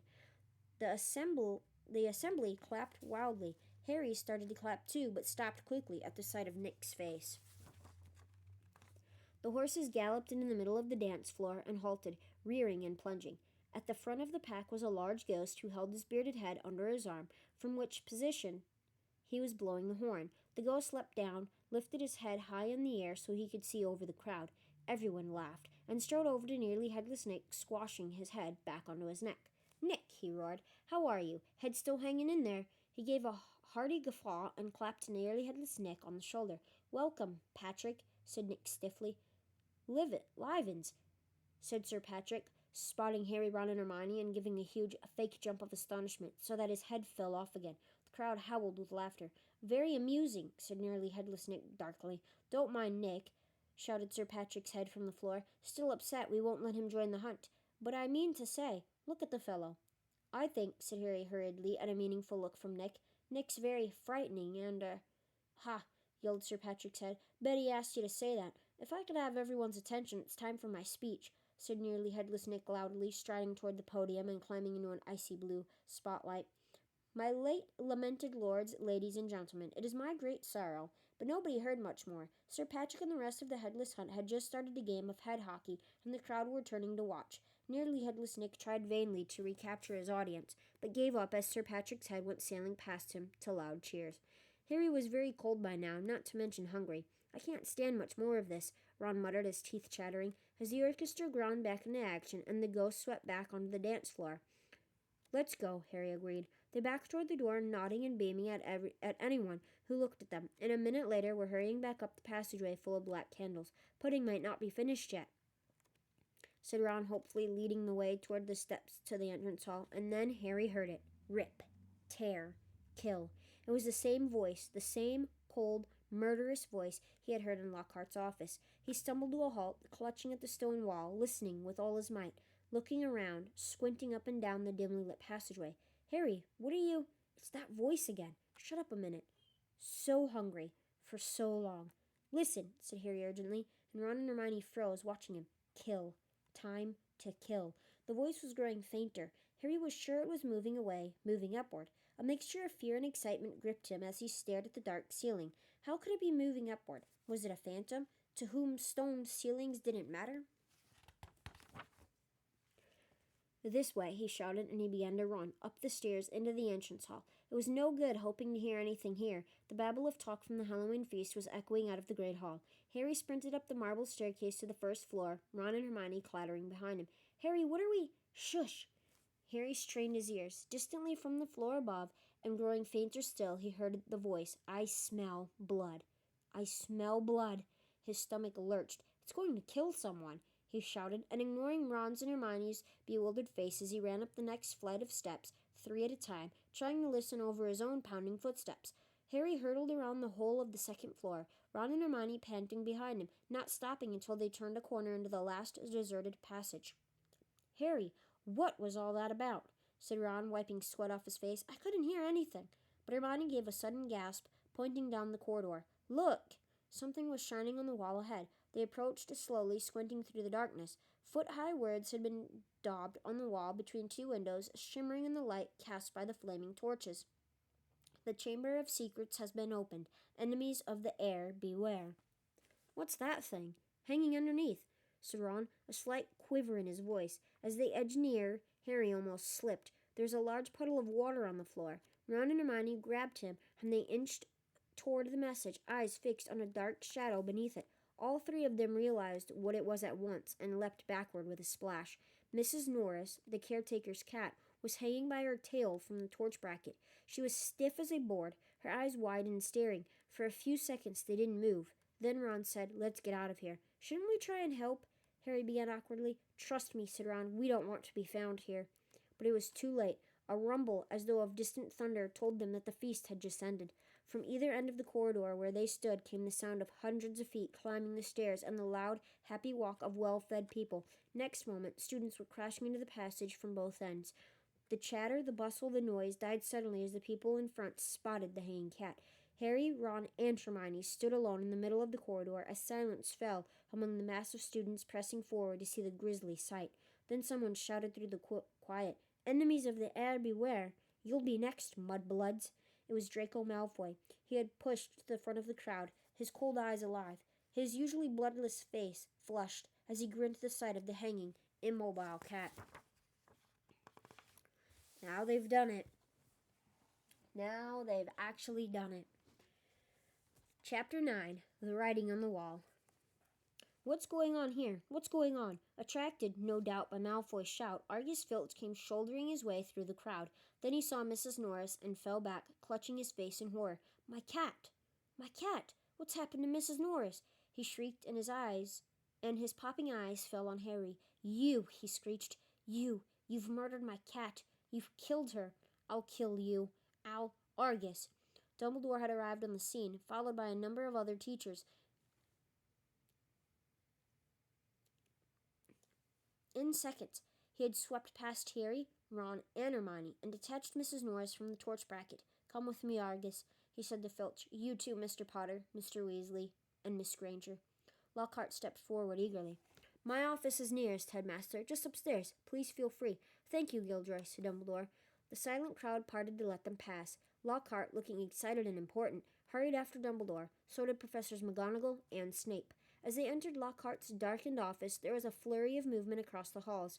Harry saw several of the Lockharts in the pictures dodging out of sight, their hair in rollers. The real Lockhart lit the candles on his desk and stood back. Dumbledore laid Mrs. Norris on the polished surface and began to examine her.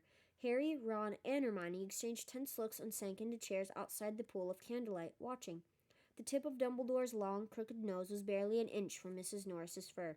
He was looking at her closely through his half-moon spectacles, his long fingers gently prodding and poking. Professor McGonagall was bent almost as close as her eyes narrowed. Snape loomed behind them, half in shadow, wearing a most peculiar expression.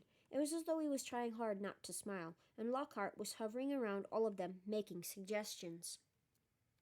It was definitely a curse that killed her, probably the Morgraphian torture.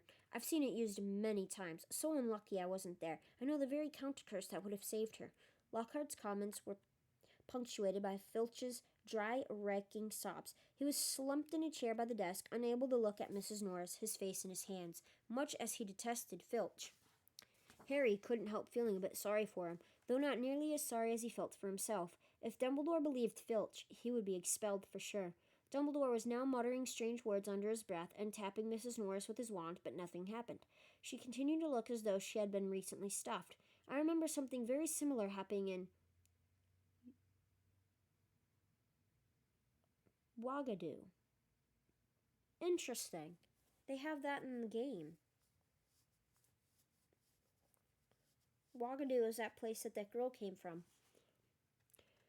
Alright, I remember something very similar happening in Wagadu, said Lockhart. A series of attacks, the full stories in my autobiography. I was able to provide the townsfolk with various amulets, which cleared the matter up at once. The photographs of Lockhart on the walls were all nodding in agreement as he talked. One of them had forgotten to remove his hairnet. At last Dumbledore straightened up. She's not dead, Argus, he said softly.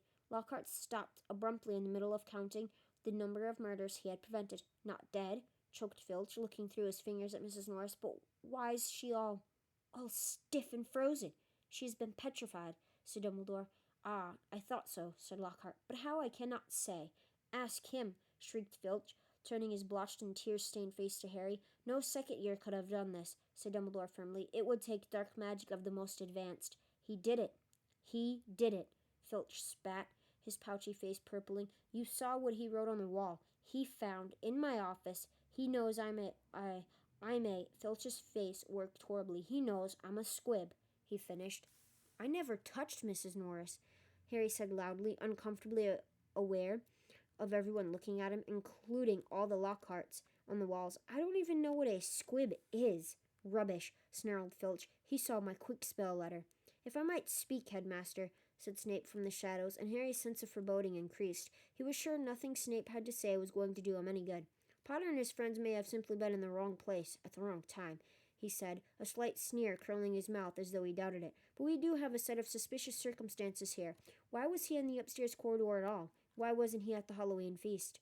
Harry, Ron, and Hermione all launched into an explanation about the Death Day party. There were hundreds of ghosts. They'll tell you we were there. But why not join the feast afterward? Said Snape, his black eyes glittering in the candlelight. Why go up to that corridor?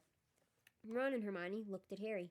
Because, Harry said, his heart thumping very fast. Something told him it would sound very far-fetched if he told them that he had been led there by a bodiless voice no one but he could hear. Because we were tired and wanted to go to bed, he said. Without any supper? Said Snape, a triumphant smile flickering across his gaunt face. I didn't think ghosts provided food fit for living people at their parties. We weren't hungry, said Ron loudly as his stomach gave a huge rumble. Snape's nasty smile widened. Ron's stomach really gave him away there. I suggest, Headmaster, that Potter is not being entirely truthful, he said. It might be a good idea if he were deprived of certain privileges until he is ready to tell us the whole story. I personally feel he should be taken off the Gryffindor Quidditch team until he is ready to be honest. Really, Severus, said Professor McGonagall sharply, I see no reason to stop the boy playing Quidditch. This cat wasn't hit over the head with a broomstick. There's no evidence at all that Potter has done anything wrong. Dumbledore was giving Harry a searching look. His twinkling light blue gaze made Harry feel as though he were being x-rayed. Severus just doesn't want Harry to win against Slytherin because he wants Slytherin to win. Because they all got their new Nimbus 2001s. And Malfoy is Severus Snape's favorite student of them all. Because Lucius Malfoy must be giving Snape extra money or something. He has to be. That's my conclusion anyways. Because why else would you take Harry off the Quidditch team? Just a conclusion. Innocent until proven guilty, Severus, he said firmly. Snape looked furious, so did Filch. My cat has been petrified, he shrieked, his eyes popping. I want to see some punishment. We will be able to cure her, Argus, said Dumbledore patiently. Professor Sprout recently managed to procure some mandrakes. As soon as they have reached their full size, I will have a potion made that will revive Mrs. Norris. I'll make it, Lockhart butted in. I must have done it 100 times. I could whip up a mandrake restorative draught in my sleep. Excuse me, said Snape icily, but I believe I am the potions master at this school. There is a very awkward pause. You may go. Dumbledore said to Harry, Ron, and Hermione. They went as quickly as they could, without actually running. When they were a floor up from Lockhart's office, they turned into an empty classroom and closed the door quietly behind them. Harry squinted at his friends' darkened faces. Do you think I should have told them about that voice I heard? No, said Ron without hesitation. Hearing voices no one else can hear isn't a good sign, even in the wizarding world. Something in Ron's voice made Harry ask, You do believe me, don't you? Of course I do, said Ron quickly. But you must admit it's weird. I know it's weird, said Harry. The whole thing's weird. What was that writing on the wall about? The chamber has been opened. What's that supposed to mean? You know it rings a sort of bell, said Ron slowly. I think someone told me a story about a secret chamber at Hogwarts once. Might have been Bill. And what on earth's a squib? Said Harry. To his surprise, Ron stifled a snigger. Well, it's not funny really, but as it's Filch, he said. A squib is someone who was born into a wizarding family but hasn't got any magic powers. Kind of the opposite of muggle-born wizards, but squibs are quite unusual. If Filch is trying to learn magic from a quick-spell course, I reckon he must be a squib. It would explain a lot, like why he hates students so much. Ron gave a satisfied smile. He's bitter. A clock chimed somewhere. Midnight, said Harry. We'd better get to bed before Snape comes along and tries to frame us for something else. For a few days, the school could talk of little else but the attack on Mrs. Norris. Filch kept it fresh in everyone's minds by pacing the spot where she had been attacked, as though he thought the attacker might come back. Harry had seen him scrubbing the message on the wall with Mrs. Scour's all-purpose magical mess remover, but to no effect. The words still gleamed as brightly as ever on the stone. When Filch wasn't guarding the scene of the crime, he was skulking red-eyed through the corridors, lunging out at unsuspecting students and trying to put them in detention for things like breathing loudly and looking happy. Ginny Weasley seemed very disturbed by Mrs. Norris's fate. According to Ron, she was a great cat lover. But you haven't really got to know Mrs. Norris, Ron told her bracingly. Honestly, we're much better off without her. Ginny's lip trembled. Stuff like this doesn't often happen at Hogwarts, Ron assured her. They'll catch the maniac who did it and have him out of here in no time. I just hope he's got time to petrify Filch before he's expelled. I'm only joking, Ron added hastily as Ginny blanched. The attack had also had an effect on Hermione. It was quite usual for Hermione to spend a lot of time reading, but she was now doing almost nothing else. Nor could Harry and Ron get much response from her when they asked what she was up to, and not until the following Wednesday did they find out. Harry had been held back in potions where Snape had made him stay behind to scrape tube worms off the desks. After a hurried lunch, he went upstairs to meet Ron in the library and saw Justin Finch Fletchley, the Hufflepuff boy from herbology, coming toward him. Harry had just opened his mouth to say hello when Justin caught sight of him, turned abruptly, and sped off in the opposite direction. Harry found Ron at the back of the library measuring his history of magic homework. Professor Binns had asked for a 3-foot-long composition on the medieval assembly of European wizards. I don't believe it. I'm still 8 inches short, said Ron furiously, letting go of his parchment, which sprang back into a roll. And Hermione's done 4 feet 7 inches, and her writing's tiny. Where is she? Asked Harry, grabbing the tape measure and unrolling his own homework. Somewhere over there, said Ron, pointing along the shelves, looking for another book. I think she's trying to read the whole library before Christmas. Harry told Ron about Justin Finch Fletchley running away from him. Don't know why you care. I thought he was a bit of an idiot, said Ron, scribbling away, making his writing as large as possible. All that junk about Lockhart being so great. Hermione emerged from between the bookshelves. She looked irritable, and at last seemed ready to talk to them. All the copies of Hogwarts History have been taken out, she said, sitting down next to Harry and Ron, and there's a 2-week waiting list. I wish I hadn't left my copy at home, but I couldn't fit it in my trunk with all the Lockhart books. Why do you want it? Said Harry. The same reason everyone else wants it, said Hermione, to read up on the legend of the Chamber of Secrets. What's that? Said Harry quickly. That's just it. I can't remember, said Hermione, biting her lip, and I can't find the story anywhere else. Hermione, let me read your composition, said Ron, desperately checking his watch. No, I won't, said Hermione, suddenly severe. You've had 10 days to finish it. I only need another 2 inches. Come on. The bell rang. Ron and Hermione led the way to History of Magic bickering. History of Magic was the dullest subject on their schedule. Professor Binns, who taught it, was their only ghost teacher, and the most exciting thing that ever happened in his classes was his entering the room through the blackboard. Ancient and shriveled, many people said he hadn't noticed he was dead. He had simply got up to teach one day and left his body behind in an armchair in front of the staff room fire. His routine had not varied in the slightest since. Today was as boring as ever. Professor Binns opened his notes and began to read in a flat drone like an old vacuum cleaner until nearly everyone in the class was in a deep stupor, occasionally coming to long enough to copy down a name or date, then falling asleep again. He had been speaking for half an hour when something happened that had never happened before. Hermione put up her hand. Professor Binns, glancing up in the middle of a deadly dull lecture on the International Warlock Convention of 1289, looked amazed. Miss Granger, Professor, I was wondering if you could tell us anything about the Chamber of Secrets, said Hermione in a clear voice. Dean Thomas, who had been sitting with his mouth hanging open, gazing out of the window, jerked out of his trance. Lavender Brown's head came up off her arms, and Neville Longbottom's elbow slipped off his desk. Professor Binns blinked. My subject is history of magic, he said in his dry, wheezy voice. I deal with facts, Miss Granger, not myths and legends. He cleared his throat with a small noise like chalk snapping and continued. In September of that year, a subcommittee of Sardinian sorcerers. He stuttered to a halt. Hermione's hand was waving in the air. Again, Miss Grant.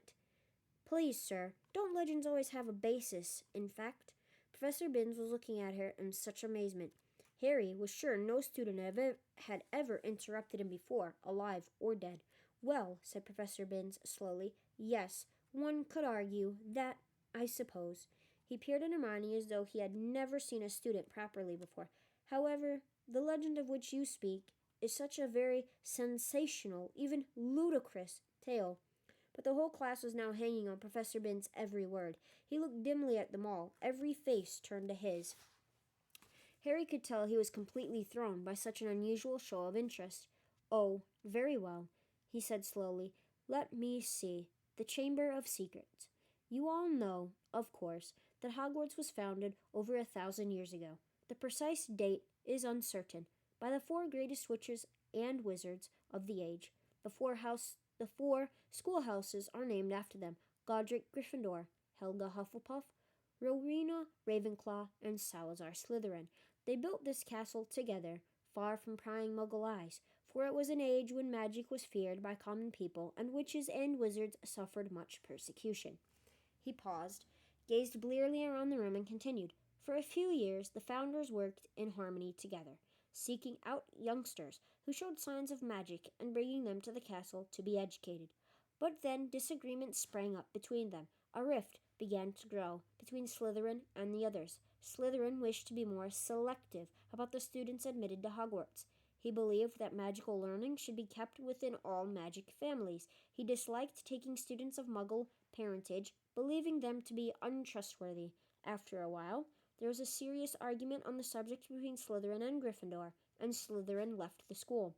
Professor Binns paused again, pursing his lips, looking like a wrinkled old tortoise. Reliable historical sources tells us this much, he said, but these honest facts have been obscured by the fanciful legend of the Chamber of Secrets. The story goes that Slytherin had built a hidden chamber in the castle, of which the other founders knew nothing. Slytherin, according to the legend, sealed the Chamber of Secrets so that none would be able to open it until his own true heir arrived at the school. The heir alone would be able to unseal the Chamber of Secrets, unleash the horror within, and use it to purge the school of all who were unworthy to study magic. There was a silence as he finished telling the story, but it wasn't the usual sleepy silence that filled Professor Binns' classes. There was unease in the air as everyone continued to watch him, hoping for more. Professor Binns looked faintly annoyed. The whole thing is arrant nonsense, of course, he said. Naturally, the school has been searched for evidence of such a chamber many times by the most learned witches and wizards. It does not exist, a tale told to frighten the gullible. Hermione's hand was back in the air. Sir, what exactly do you mean by the horror within the chamber? That is believed to be some sort of monster which the heir of Slytherin alone can control, said Professor Binns in his dry, reedy voice. The class exchanged nervous looks. I tell you, the thing that does not exist, said Professor Binns, shuffling his notes. There is no chamber and no monster. But, sir, said Seamus Finnegan, if the chamber can only be opened by Slytherin's true heir, no one else would be able to find it, would they? Nonsense, oh flattery, said Professor Binns in an aggravated tone. If a long succession of Hogwarts headmasters and headmistresses haven't found the thing. But, Professor, piped up Parvati Patel, you'd probably have to use dark magic to open it. Just because a wizard doesn't use dark magic doesn't mean he can't, Miss Pennyfeather, snapped Professor Binns. I repeat, if the likes of Dumbledore, but maybe you've got to be related to Slytherin. So Dumbledore couldn't, began Dean Thomas, but Professor Binns had had enough. That will do, he said sharply. It is a myth. It does not exist. There is not a shred of evidence that the Slytherin ever built so much as a secret broom cupboard. I regret telling you such a foolish story. We will return, if you please, to history, to solid, believable, verifiable fact. And within 5 minutes the class had sunk back into its usual torpor. I always knew Salazar Slytherin was a twisted old loony, Ron told Harry and Hermione as they fought their way through the teeming corridors at the end of the lesson to drop off their bags before dinner. But I never knew he started all this pureblood stuff. I wouldn't be in this house if he paid me. Honestly, if the Sorting Hat had tried to put me in Slytherin, I'd have got the train straight back home. Hermione nodded fervently, but Harry didn't say anything. His stomach had just dropped unpleasantly. Harry had never told Ron and Hermione that the Sorting Hat had seriously considered putting him in Slytherin. He could remember, as though it were yesterday, the small voice that had spoken in his ear when he'd placed the hat on his head a year before. You could be great, you know. It's all here in your head, and Slytherin would help you on the way to greatness, no doubt about that. But Harry, who had already heard of Slytherin House's reputation for turning out dark wizards, had thought desperately, not Slytherin, and the hat had said, oh well, if you're sure, better be Gryffindor. As they were shunted along in the throng, Colin Creevey went past. Hiya, Harry. Hello, Colin, said Harry automatically. Harry, a boy in my class has been saying you're... But Colin was so small he couldn't fight against the tide of people bearing him toward the Great Hall. They heard him squeak, See you, Harry, and he was gone. What's a boy in his class saying about you? Hermione wondered. That I'm Slytherin's heir, I expect, said Harry, his stomach dropping in another inch or so as he suddenly remembered the way Justin Finch Fletchley had run away from him at lunchtime. People here'll believe anything, said Ron in disgust. The crowd thinned and they were able to climb the next staircase without difficulty. Do you really think there's a Chamber of Secrets? Ron asked Hermione. I don't know, she said, frowning. Dumbledore couldn't cure Mrs. Norris, and that makes me think that whatever attacked her might not be, well, human. As she spoke, they turned a corner and found themselves at the end of the very corridor where the attack had happened. They stopped and looked. The scene was just as it had been that night, except that there was no stiff cat hanging from the torch bracket, and an empty chair stood against the wall bearing the message the Chamber of Secrets has been opened. That's where Filch has been keeping guard, Ron muttered. They looked at each other. The corridor was deserted. Can't hurt to have a poke around, said Harry, dropping his bag and getting to his hands and knees so that he could crawl along, searching for clues. Scorch marks, he said. Here and here. Come and look at this, said Hermione. This is funny. Harry got up and crossed to the window next to the message on the wall. Hermione was pointing at the topmost pane, where about 20 spiders were scuttling, apparently fighting to get through a small crack. A long, silvery thread was dangling like a rope as they had all climbed it in their hurry to get outside. Have you ever seen spiders act like that? Said Hermione wonderingly. No, said Harry. Have you, Ron? Ron? He looked over his shoulder. Ron was standing well back and seemed to be fighting the impulse to run. What's up? Said Harry. I don't like spiders, said Ron tensely. I never knew that, said Hermione, looking at Ron in surprise. You've used spiders in potions loads of times. I don't mind them dead, said Ron, who was carefully looking anywhere but at the window. I just don't like the way they move. Hermione giggled. It's not funny, said Ron fiercely. If you must know, when I was 3, Fred turned my teddy bear into a great big filthy spider because I broke his toy broomstick. You wouldn't like them either if you'd been holding your bear and suddenly it had too many legs. And he broke off, shuddering. Hermione was obviously still trying not to laugh. Feeling they had better get off the subject, Harry said, Remember all that water on the floor? Where did that come from? Someone's mopped it up. It was about here, said Ron, recovering himself to walk a few paces past Filch's chair and pointing, level with this door. He reached for the brass doorknob, but suddenly withdrew his hand as though he'd been burned. What's the matter? Said Harry. Can't go in there, said Ron gruffly. That's a girl's toilet. Oh, Ron, there won't be anyone in there, said Hermione, standing up and coming over. That's Moaning Myrtle's place. Come on, let's have a look. And ignoring the large out-of-order sign, she opened the door. It was the gloomiest, most depressing bathroom Harry had ever set foot in. Under a large, cracked and spotted mirror were a row of chipped sinks. The floor was damp and reflected the dull light given off by the stubs of a few candles, burning low on their holders. The wooden doors to the stalls were flaking and scratched, and one of them was dangling off its hinges. Hermione put her fingers to her lips and set off toward the end stall.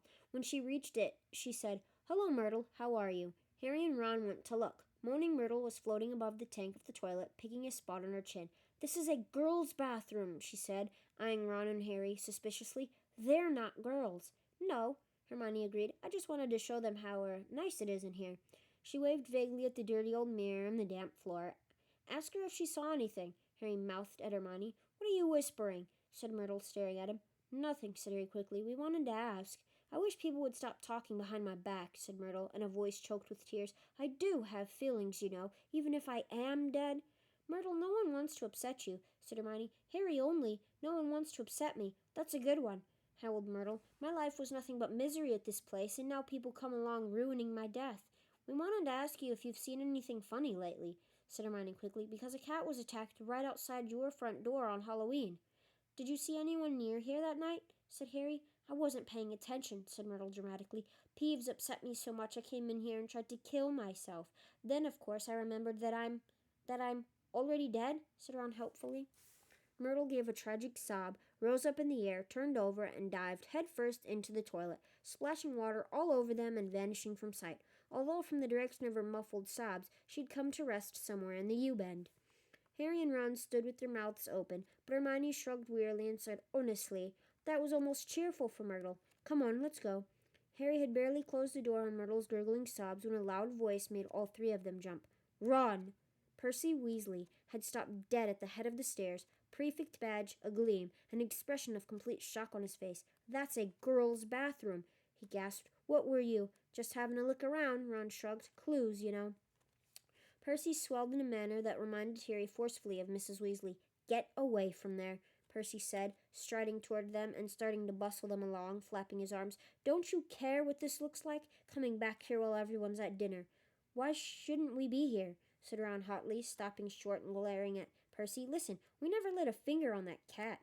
"That's what I told Ginny," said Percy fiercely, but she still seems to think you're going to be expelled. I've never seen her so upset, crying her eyes out. You might think of her. All the first years are thoroughly overexcited by this business." "You don't care about Ginny," said Ron, whose ears were now reddening. "You're just worried I'm going to mess up your chances of being head boy." 5 points from Gryffindor, Percy said tersely, fingering his prefect badge. "And I hope it teaches you a lesson. No more detective work, or I'll write to Mom." And he strode off, the back of his neck as red as Ron's ears. "I didn't know prefects could take away house points. That's pretty interesting." "I wouldn't want to be taking house points away from my own house, though. It's kind of weird. In my opinion, you would think you'd want as many house points as you can, but I guess if people are misbehaving, you gotta do it, right? No choice." But his own brother, though, doesn't seem like he cares too much for them. He just wants to kind of like get away. Harry, Ron, and Hermione chose seats as far as possible from Percy in the common room that night. Ron was still in a very bad temper and kept blotting his charms homework. When he reached absently for his wand to remove the smudges, it ignited the parchment.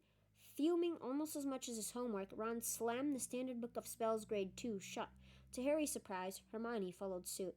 "Who can it be, though?" she said in a quiet voice, as though continuing a conversation they had just been having. "Who'd want to frighten all the Squibs and Muggleborns out of Hogwarts?" "Let's think," said Ron in a mock puzzlement. "Who do we know who thinks Muggleborns are scum?" He looked at Hermione. Hermione looked back, unconvinced. "If you're talking about Malfoy—" "Of course I am," said Ron. "You heard him. You'll be next, mudbloods. Come on, you've only got to look at his foul rat face to know it's him." "Malfoy, the heir of Slytherin?" said Hermione skeptically. "Look at his family," said Harry, closing his books too. "The whole lot of them have been in Slytherin. He's always boasting about it. They could easily be Slytherin's descendants. His father's definitely evil enough." "They could have had the key to the Chamber of Secrets for centuries," said Ron, handing it down father to son. "Well," said Hermione cautiously, "I suppose it's possible. But how do we prove it?" said Harry darkly. "There might be a way," said Hermione slowly, dropping her voice still further with a quick glance across the room at Percy. "Of course, it would be difficult. And dangerous. Very dangerous. We'd be breaking about 50 school rules, I expect. If in a month or so you feel like explaining, you will let us know, won't you?" said Ron irritably. "All right," said Hermione coldly. What we need to do is to get inside the Slytherin common room and ask Malfoy a few questions without him realizing it's us. But that's impossible, Harry said as Ron laughed. No, it's not, said Hermione. All we'd need would be some Polyjuice potion. What's that? Said Ron and Harry together. Snape mentioned it in class a few weeks ago. Do you think we've got nothing better to do in potions than listen to Snape? Muttered Ron. It transforms you into somebody else. Think about it. We could change into 3 of the Slytherins. No one would know it was us. Malfoy would probably tell us anything. He's probably boasting about it in the Slytherin common room right now. If only we could hear him. This Polyjuice stuff sounds a bit dodgy to me, said Ron, frowning. What if we were stuck looking like 3 of the Slytherins forever? It wears off after a while, said Hermione, waving her hand impatiently. But getting hold of the recipe will be very difficult. Snape said it was in a book called Most Potent Potions, and it's bound to be in the restricted section of the library. There was only one way to get out a book from the restricted section. You needed a signed note of permission from a teacher. Hard to see why we'd want the book really, said Ron, if we weren't going to try and make one of the potions. I think, said Hermione, that if we made it sound as though we were just interested in the theory, we might stand a chance. Oh, come on, no teacher's going to fall for that, said Ron. They'd have to be really thick. Let's see, how long is this chapter here? These chapters seem to be pretty long here, guys. That's not too bad. But I think I know which teacher she's going to go to. If you guys have an inkling of what teacher you think she'll go to, leave it in the comment section. But I think I have a really good curiosity.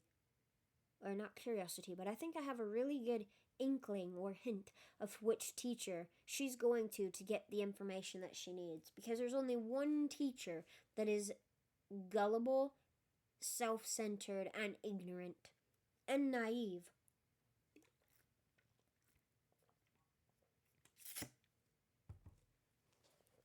That's all the hints I'm going to give you guys, but you should know exactly which teacher I'm thinking of. Chapter 10. This is the last chapter we're reading as well, guys, for today. It'll be 5 chapters, I believe. Chapter 10, The Rogue Bludger. Since the disastrous episode of the Pixies, Professor Lockhart had not brought live creatures to class. Instead, he read passages from his books to them, and sometimes reenacted some of the more dramatic bits. He usually picked Harry to help him with these reconstructions. So far, Harry had been forced to play a simple Transylvanian villager whom Lockhart had cured of a babbling curse, a yeti with a head cold, and a vampire who had been unable to eat anything except lettuce since Lockhart had dealt with him. Harry was hauled to the front of the class during their very next Defense Against the Dark Arts lesson, this time acting a werewolf. If he hadn't had a very good reason for keeping Lockhart in a good mood, he would have refused to do it. Nice, loud howl, Harry, exactly. And then, if you'll believe it, I pounced, like this, slammed him to the floor. Thus, with one hand, I managed to hold him down. With my other, I put my wand to his throat. I then screwed up my remaining strength and performed the immensely complex Homorphous charm. He let out a piteous moan. Go on, Harry, higher than that. Good. The fur vanished, the fangs shrank, and he turned back into a man. Simple, yet effective. And another village will remember me forever as a hero who delivered them from the monthly terror of werewolf attacks. The bell rang and Lockhart got to his feet. Homework. Compose a poem about my defeat of the Wagga Wagga werewolf. Signed copies of Magical Me to the author of the best one. The class began to leave. Harry returned to the back of the room where Ron and Hermione were waiting. Ready? Harry muttered. Wait till everyone's gone, said Hermione nervously. All right. She approached Lockhart's desk, a piece of paper clutched tightly in her hand. Harry and Ron right behind her. Professor Lockhart, Hermione stammered, I wanted to get this book out of the library, just for background reading. She held out the piece of paper, her hand shaking slightly. But the thing is, it's in the restricted section of the library, so I need a teacher to sign for it. I'm sure it would help me understand what you say in Gadding with Ghouls about slow-acting venoms. Ah, Gadding with Ghouls, said Lockhart, taking the note from Hermione and smiling widely at her. Possibly my very favorite book. You enjoyed it. Oh, yes, said Hermione eagerly. So clever. The way you trapped that last one with the tea strainer. Well, I'm sure no one will mind me giving the best student of the year a little extra help, said Lockhart warmly, and he pulled out an enormous peacock quill. Yes, nice, isn't it? He said, misreading the revolted look on Ron's face. I usually save it for book signings. He scrawled an enormous loopy signature on the note and handed it back to Hermione. "So, Harry," said Lockhart, while Hermione folded the note with fumbling fingers and slipped it into her bag, "tomorrow's the first Quidditch match of the season, I believe. Gryffindor against Slytherin, is it not? I hear you're a useful player. I was a seeker, too. I was asked to try for the national squad, but preferred to dedicate my life to the eradication of the dark forces. Still, if you ever feel the need for a little private training, don't hesitate to ask. Always happy to pass on my expertise to less able players." Harry made an indistinct noise in his throat and then hurried off after Ron and Hermione. "I don't believe it," he said as the three of them examined the signature on the note. "He didn't even look at the book we wanted." "That's because he's a brainless git," said Ron. "But who cares? We've got what we needed." "He is not a brainless git," said Hermione shrilly as they half ran toward the library. "Just because he said you were the best student of the year." They dropped their voices as they entered the muffled stillness of the library. Madame Pince, the librarian, was a thin, irritable woman who looked like an underfed vulture. "Most potent potions," she repeated suspiciously, trying to take the note from Hermione, but Hermione wouldn't let go. "I was wondering if I could keep it," she said breathlessly. "Oh, come on," said Ron, wrenching it from her grasp and thrusting it at Madame Pince. "We'll get you another autograph. Lockhart'll sign anything if it stands still long enough." Madame Pince held the note up to the light, as though determined to detect a forgery, but it passed the test. She talked away about the lofty shelves and she stalked away between the lofty shelves and returned several minutes later carrying a large and moldy-looking book. Moldy-looking? Yeah, 'cause I really want to touch that thing. Okay. Hermione put it carefully into her bag and they left, trying not to walk too quickly or look too guilty. 5 minutes later, they were barricaded in Moaning Myrtle's out-of-order bathroom once again. Hermione had overridden Ron's objections by pointing out that it was the last place anyone in their right minds would go, so they were guaranteed some privacy. Moaning Myrtle was crying noisily in her stall, but they were ignoring her, and she them. Hermione opened Most Potent Potions carefully, and the three of them bent over the damp, spotted pages. It was clear from a glance why it belonged in the restricted section. Some of the potions had effects almost too gruesome to think about, and there were some very unpleasant illustrations, which included a man who seemed to have been turned inside out and a witch spreading several extra pairs of arms out of her head. "Here it is," said Hermione excitedly as she found the page headed The Polyjuice Potion. It was decorated with drawings of people halfway through transforming into other people.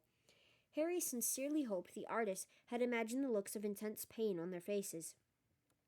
"This is the most complicated potion I've ever seen," said Hermione as they scanned the recipe. "Lacewing flies, leeches, fluxweed, and nutgrass," she murmured, running her fingers down the list of ingredients. "Well, they're easy enough. They're in the student store cupboard. We can help ourselves. Oh, look, powdered horn of bicorn. Don't know where we're going to get that. Shredded skin of a boomslang. That'll be tricky, too. And, of course, a bit of whoever we want to change into." "Excuse me," said Ron sharply. "What do you mean, a bit of whoever we're changing into? I'm drinking nothing with crab's toenails in it." Hermione continued as though she hadn't heard him. "We don't have to worry about that yet, though, because we add those bits last." Ron turned, speechless, to Harry, who had another worry. "Do you realize how much we're going to have to steal, Hermione? Shredded skin of a boomslang. That's definitely not in the student's cupboard. What are we going to do, break into Snape's private stores? I don't know if this is a good idea." Hermione shut the book with a snap. "Well, if you two are going to chicken out, fine," she said. There were bright pink patches on her cheeks, and her eyes were brighter than usual. "I don't want to break rules, you know. I think threatening Muggleborns is far worse than brewing up a difficult potion. But if you don't want to find out if it's Malfoy, I'll go straight to Madame Pince now and hand the book back in." "I never thought I'd see the day when you'd be persuading us to break rules," said Ron. "All right, we'll do it. But not toenails, okay? How long will it take to make anyway?" said Harry as Hermione, looking happier, opened the book again. "Well, since the fluxweed has got to be picked at the full moon and the lacewings have got to be stewed for 21 days, I'd say it'd be ready in about a month, if we can get all the ingredients." "A month?" said Ron. "Malfoy could have attacked half the Muggleborns in the school by then." But Hermione's eyes narrowed dangerously again, and he added swiftly, "But it's the best plan we've got, so full steam ahead, I say." However, while Hermione was checking that the coast was clear for them to leave the bathroom, Ron muttered to Harry, "It'll be a lot less hassle if you can just knock Malfoy off his broom tomorrow." Harry woke early on Saturday morning and lay for a while thinking about the coming Quidditch match. He was nervous, mainly at the thought of what Wood would say if Gryffindor lost, but also at the idea of facing a team mounted on the fastest racing brooms gold could buy. He had never wanted to beat Slytherin so badly. After half an hour of lying there with his insides churning, he got up, dressed, and went down to breakfast early, where he found the rest of the Gryffindor team huddled at the long, empty table, all looking uptight and not speaking much. As 11 o'clock approached, the whole school started to make its way down to the Quidditch stadium. It was a muggy sort of day, with a hint of thunder in the air. Ron and Hermione came hurrying over to wish Harry good luck as he entered the locker rooms. The team pulled on their Scarlet Gryffindor robes, then sat down to listen to Wood's usual pre-match pep talk. Slytherin has better brooms than us, he began. No point denying it, but you've got better people. But we've got better people on our brooms. We've trained harder than they have. We've been flying in all weathers. Too true, muttered George Weasley. I haven't been properly dry since August. And we're going to make them rue the day they let that little bit of slime, Malfoy, buy his way onto their team. Chest heaving with emotion, Wood turned to Harry. It'll be down to you, Harry, to show them that a seeker has to have something more than a rich father. Get to that snitch before Malfoy or die trying. Harry, because we've got to win today. We've got to. So no pressure, Harry, said Fred, winking at him. As they walked out onto the pitch, a roar of noise greeted them. Mainly cheers, because Ravenclaw and Hufflepuff were anxious to see Slytherin beaten, but the Slytherins in the crowd made their boos and hisses heard too. Madam Hooch, the Quidditch teacher, asked Flint and Wood to shake hands, which they did, giving each other threatening stares and gripping rather harder than was necessary. On my whistle, said Madam Hooch. 3, 2, 1, with a roar from the crowd to speed them upward. The 14 players rose toward the leaden sky. Harry flew higher than any of them, squinting around for the snitch. All right there, Scarhead, yelled Malfoy, shooting underneath him as though to show off the speed of his broom.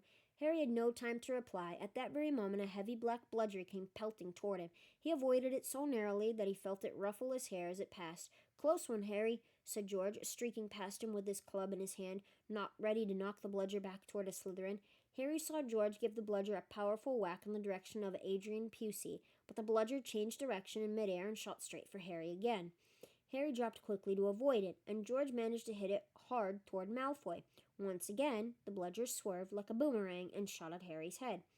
Harry put on a burst of speed and zoomed toward the other end of the pitch. He could hear the bludger whistling along behind him. What was going on? Bludgers never concentrated on one player like this. It was their job to try and unseat as many people as possible.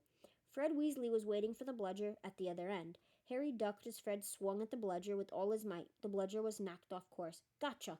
Fred yelled happily. But he was wrong. As though it was magnetically attracted to Harry, the bludger pelted after him once more, and Harry was forced to fly off at full speed. It had started to rain. Harry felt heavy drops fall onto his face, splattering onto his glasses. He didn't have a clue what was going on in the rest of the game until he heard Lee Jordan, who was commentating, say, Slytherin lead, 60 points to 0. The Slytherin's superior brooms were clearly doing their jobs, and meanwhile the mad bludger was doing all it could to knock Harry out of the air. Fred and George were now flying so close to him on either side that Harry could see nothing at all except their flailing arms, and had no chance to look for the snitch, let alone catch it. Someone's tampered with this bludger, Fred grunted, swinging his bat with all his might at it as it launched a new attack on Harry. We need time out, said George, trying to signal to Wood and stop the bludger breaking Harry's nose at the same time. Wood had obviously got the message. Madam Hooch's whistle rang out, and Harry, Fred, and George dived to the ground, still trying to avoid the mad bludger. What's going on? Said Wood as the Gryffindor team huddled together, while Slytherins in the crowd jeered. We're being flattened. Fred, George, where are you when that bludger stopped Angelina scoring? We were 20 feet above her, stopping the other bludger from murdering Harry, Oliver, said George angrily. Someone's fixed it. It won't leave Harry alone. It hasn't gone for anyone else all game. The Slytherins must have done something to it. But the bludgers had been locked in Madam Hooch's office since our last practice, and there was nothing wrong with them then, said Wood anxiously. Madam Hooch was walking toward them. Over her shoulder, Harry could see the Slytherin team jeering and pointing in his direction. Listen, said Harry, as she came nearer and nearer. With you two flying around me all the time, the only way I'm going to catch the snitch is if it flies up my sleeve. Go back to the rest of the team and let me deal with the rogue one. Don't be thick, said Fred. It'll take your head off. Wood was looking from Harry to the Weasleys. "Oliver, this is insane," said Alicia Spinnet angrily. "You can't let Harry deal with that thing on his own. Let's ask for an inquiry." "If we stop now, we'll have to forfeit the match," said Harry, "and we're not losing to Slytherin just because of a crazy bludger. Come on, Oliver, tell them to leave me alone." "This is all your fault," George said angrily to Wood. "Get the snitch or die trying. What a stupid thing to tell him." Madam Hooch had joined them, ready to resume play. She asked Wood. Wood looked at the determined look on Harry's face. "All right," he said. "Fred, George, you heard Harry. Leave him alone and let him deal with the bludger on his own." The rain was falling more heavily now. On Madam Hooch's whistle, Harry kicked hard into the air and heard the telltale whoosh of the bludger behind him. Higher and higher Harry climbed. He looped and swooped, spiraled, zigzagged, and rolled. Slightly dizzy, he nevertheless kept his eyes wide open. Rain was speckling his glasses and ran up his nostrils as he hung upside down, avoiding another fierce dive from the bludger.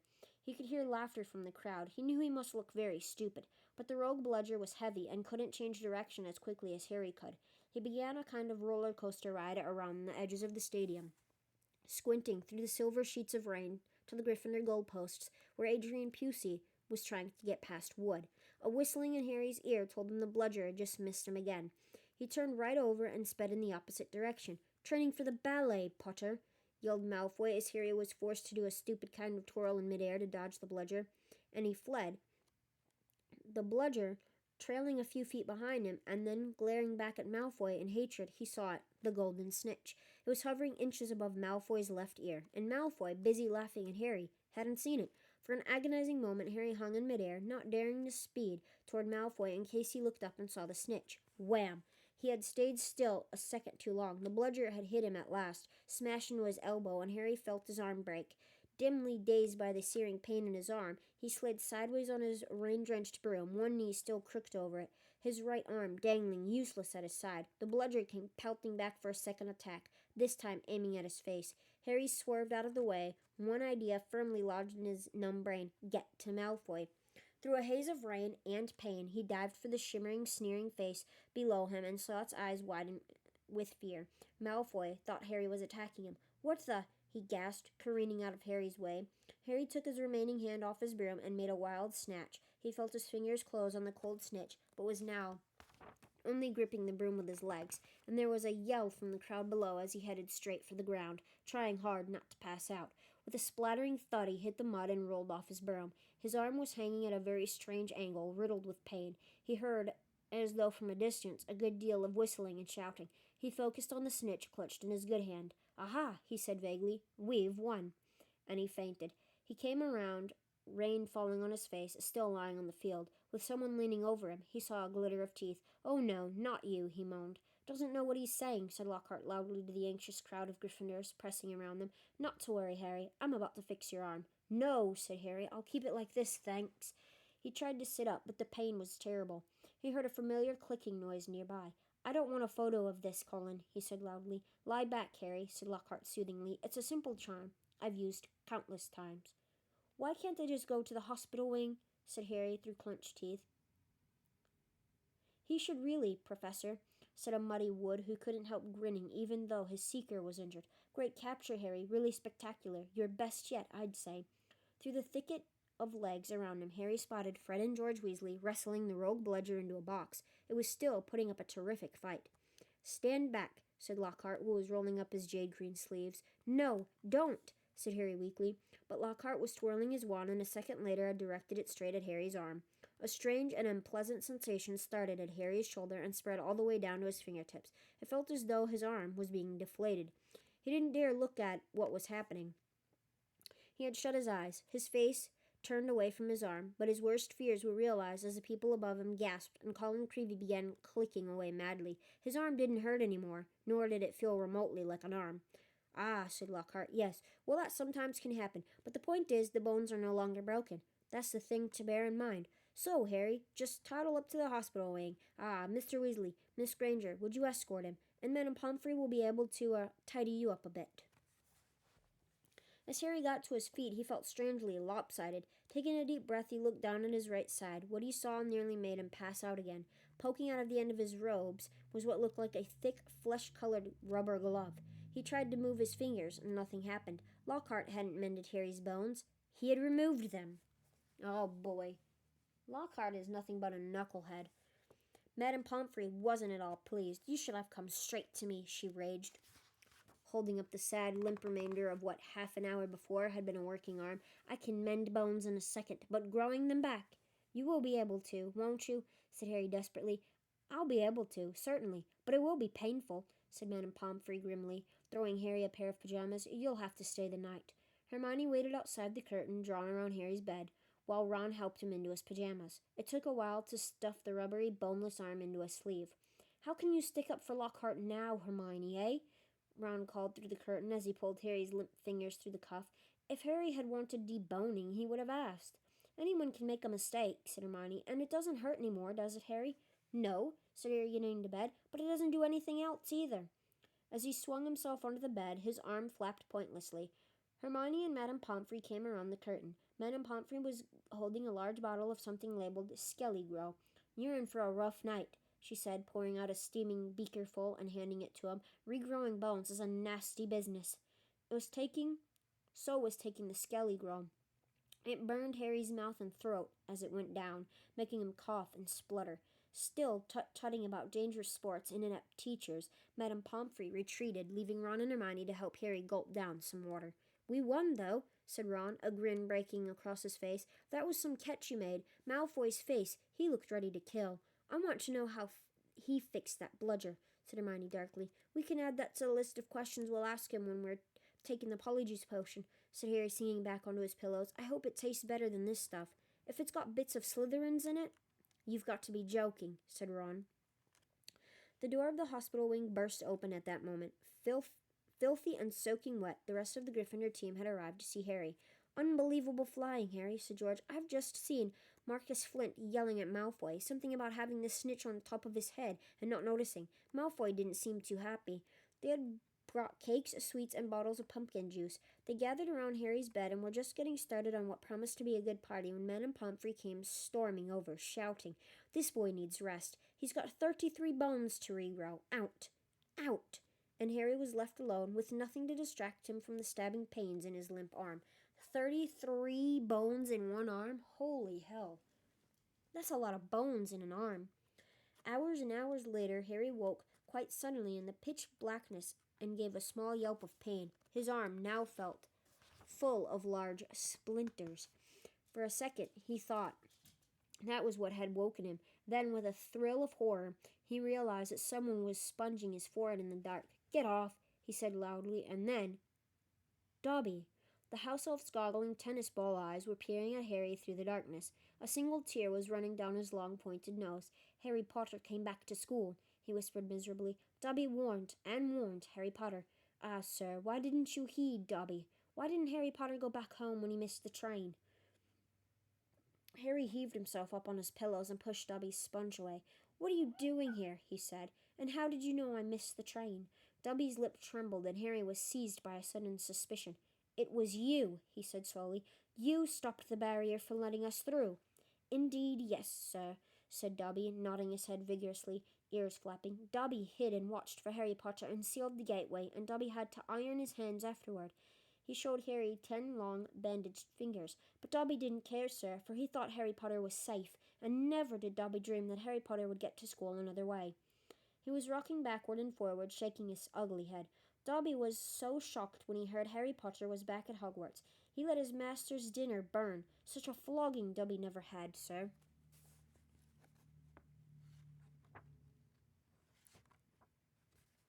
Harry slumped back into his pillows. "You nearly got Ron and me expelled," he said fiercely. "You'd better get it lost before my bones come back, Dobby, or I might strangle you." Dobby smiled weakly. "Dobby is used to death threats, sir. Dobby gets them 5 times a day at home." He blew his nose on a corner of the filthy pillowcase he wore, looking so pathetic that Harry felt his anger ebb away in spite of himself. "Why do you wear that thing, Dobby?" he asked curiously. "This, sir?" said Dobby, plucking at the pillowcase. "'Tis a mark of the house elf's enslavement, sir. Dobby can only be freed if his masters present him with clothes, sir. The family is careful not to pass Dobby even a sock, sir, for then he would be free to leave their house forever." Dobby mopped his bludgeoning eyes and said suddenly, "Harry Potter must go home." Dobby thought his bludger would be enough to make— "Your bludger?" said Harry, anger rising once more. "What do you mean, your bludger? You made that bludger try and kill me. Not kill you, sir. Never kill you, said Dobby, shocked. Dobby wants to save Harry Potter's life.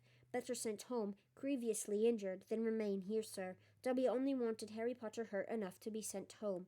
Oh, is that all? Said Harry angrily. I don't suppose you're going to tell me why you wanted me sent home in pieces. Ah, if Harry Potter only knew. Dobby groaned, more tears dripping onto his ragged pillowcase. If he knew what he means to us, to the lowly, the enslaved, we dregs of the magical world. Dobby remembers how it was when he who must not be named was at the height of his powers, sir. We house elves were treated like vermin, sir. Of course, Dobby is still treated like that.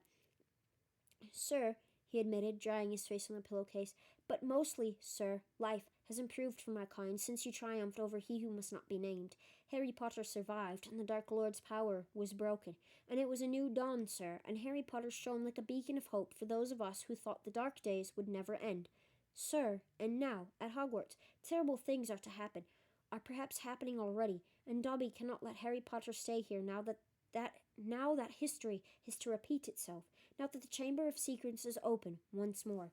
Dobby froze, horror-struck, then grabbed Harry's water jug from his bedside table and cracked it over his own head, toppling out of sight. A second later, he crawled back onto the bed, cross-eyed, muttering, "Bad Dobby, very bad Dobby." "So there is a Chamber of Secrets," Harry whispered. "And did you say it's been opened before? Tell me, Dobby." He seized the elf's bony wrist as Dobby's hand inched toward the water jug. "But I'm not muggle-born. How can I be in danger from the chamber?" "Ah, sir, ask no more. Ask no more of poor Dobby," stammered the elf, his eyes huge in the dark. "Dark deeds are planned in this place, but Harry Potter must not be here when they happen. Go home, Harry Potter. Go home. Harry Potter must not meddle in this, sir. 'Tis too dangerous." "Who is it, Dobby?" Harry said, keeping a firm hold on Dobby's wrist to stop him from hitting himself with the water jug again. "Who's opened it? Who opened it last time?" "Dobby can't, sir. Dobby can't. Dobby mustn't tell," squealed the elf. "Go home, Harry Potter. Go home." "I'm not going anywhere," said Harry fiercely. "One of my best friends is muggle-born. She'll be first in line if the chamber really has been opened." "Harry Potter risks his own life for his friends?" moaned Dobby in a kind of miserable ecstasy. "So noble, so valiant, but he must save himself. He must. Harry Potter must not." Dobby suddenly froze, his bat ears quivering. Harry heard it too. There were footsteps coming down the passageway outside. "Dobby must go," breathed the elf, terrified. There was a loud crack, and Harry's fist was suddenly clenched on thin air. He slumped back into bed, his eyes on the dark doorway to the hospital wing as the footsteps drew near. Next moment, Dumbledore was backing into the dormitory, wearing a long woolly dressing gown and a nightcap.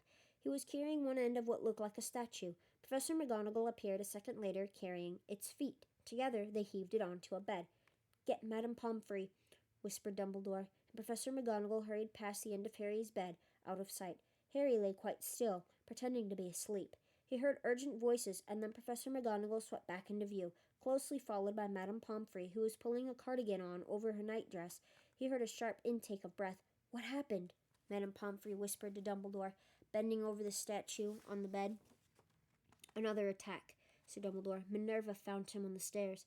There was a bunch of grapes next to him," said Professor McGonagall. "We think he was trying to sneak up here to visit Potter."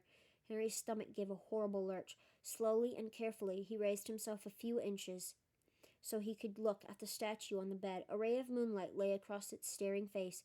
It was Colin Creevey. His eyes were wide and his hands were stuck up in front of him, holding his camera. "Petrified," whispered Madame Pomfrey. "Yes," said Professor McGonagall, "but I shudder to think. If Albus hadn't been on the way downstairs for hot chocolate, who knows what might have?" The three of them stared down at Colin. Then Dumbledore leaned forward and wrenched the camera out of Colin's rigid grip. You don't think he managed to get a picture of his attacker?" said Professor McGonagall eagerly. Dumbledore didn't answer. He opened the back of the camera. "Good gracious," said Madame Pomfrey. A jet of steam had hissed out of the camera. Harry, 3 beds away, caught the acrid smell of burnt plastic. "Melted," said Madame Pomfrey wonderingly. "All melted. What does this mean, Albus?" Professor McGonagall asked urgently. "It means," said Dumbledore, "that the Chamber of Secrets is indeed open again." Madame Pomfrey clamped a hand to her mouth. Professor McGonagall stared at Dumbledore. "But Albus, surely, who?" "The question is not who," said Dumbledore, his eyes on Colin. "The question is how."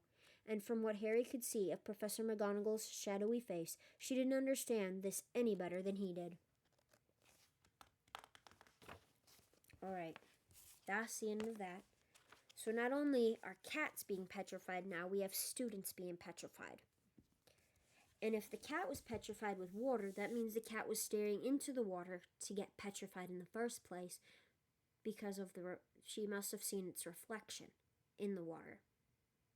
Because cats don't normally look at they look at stuff.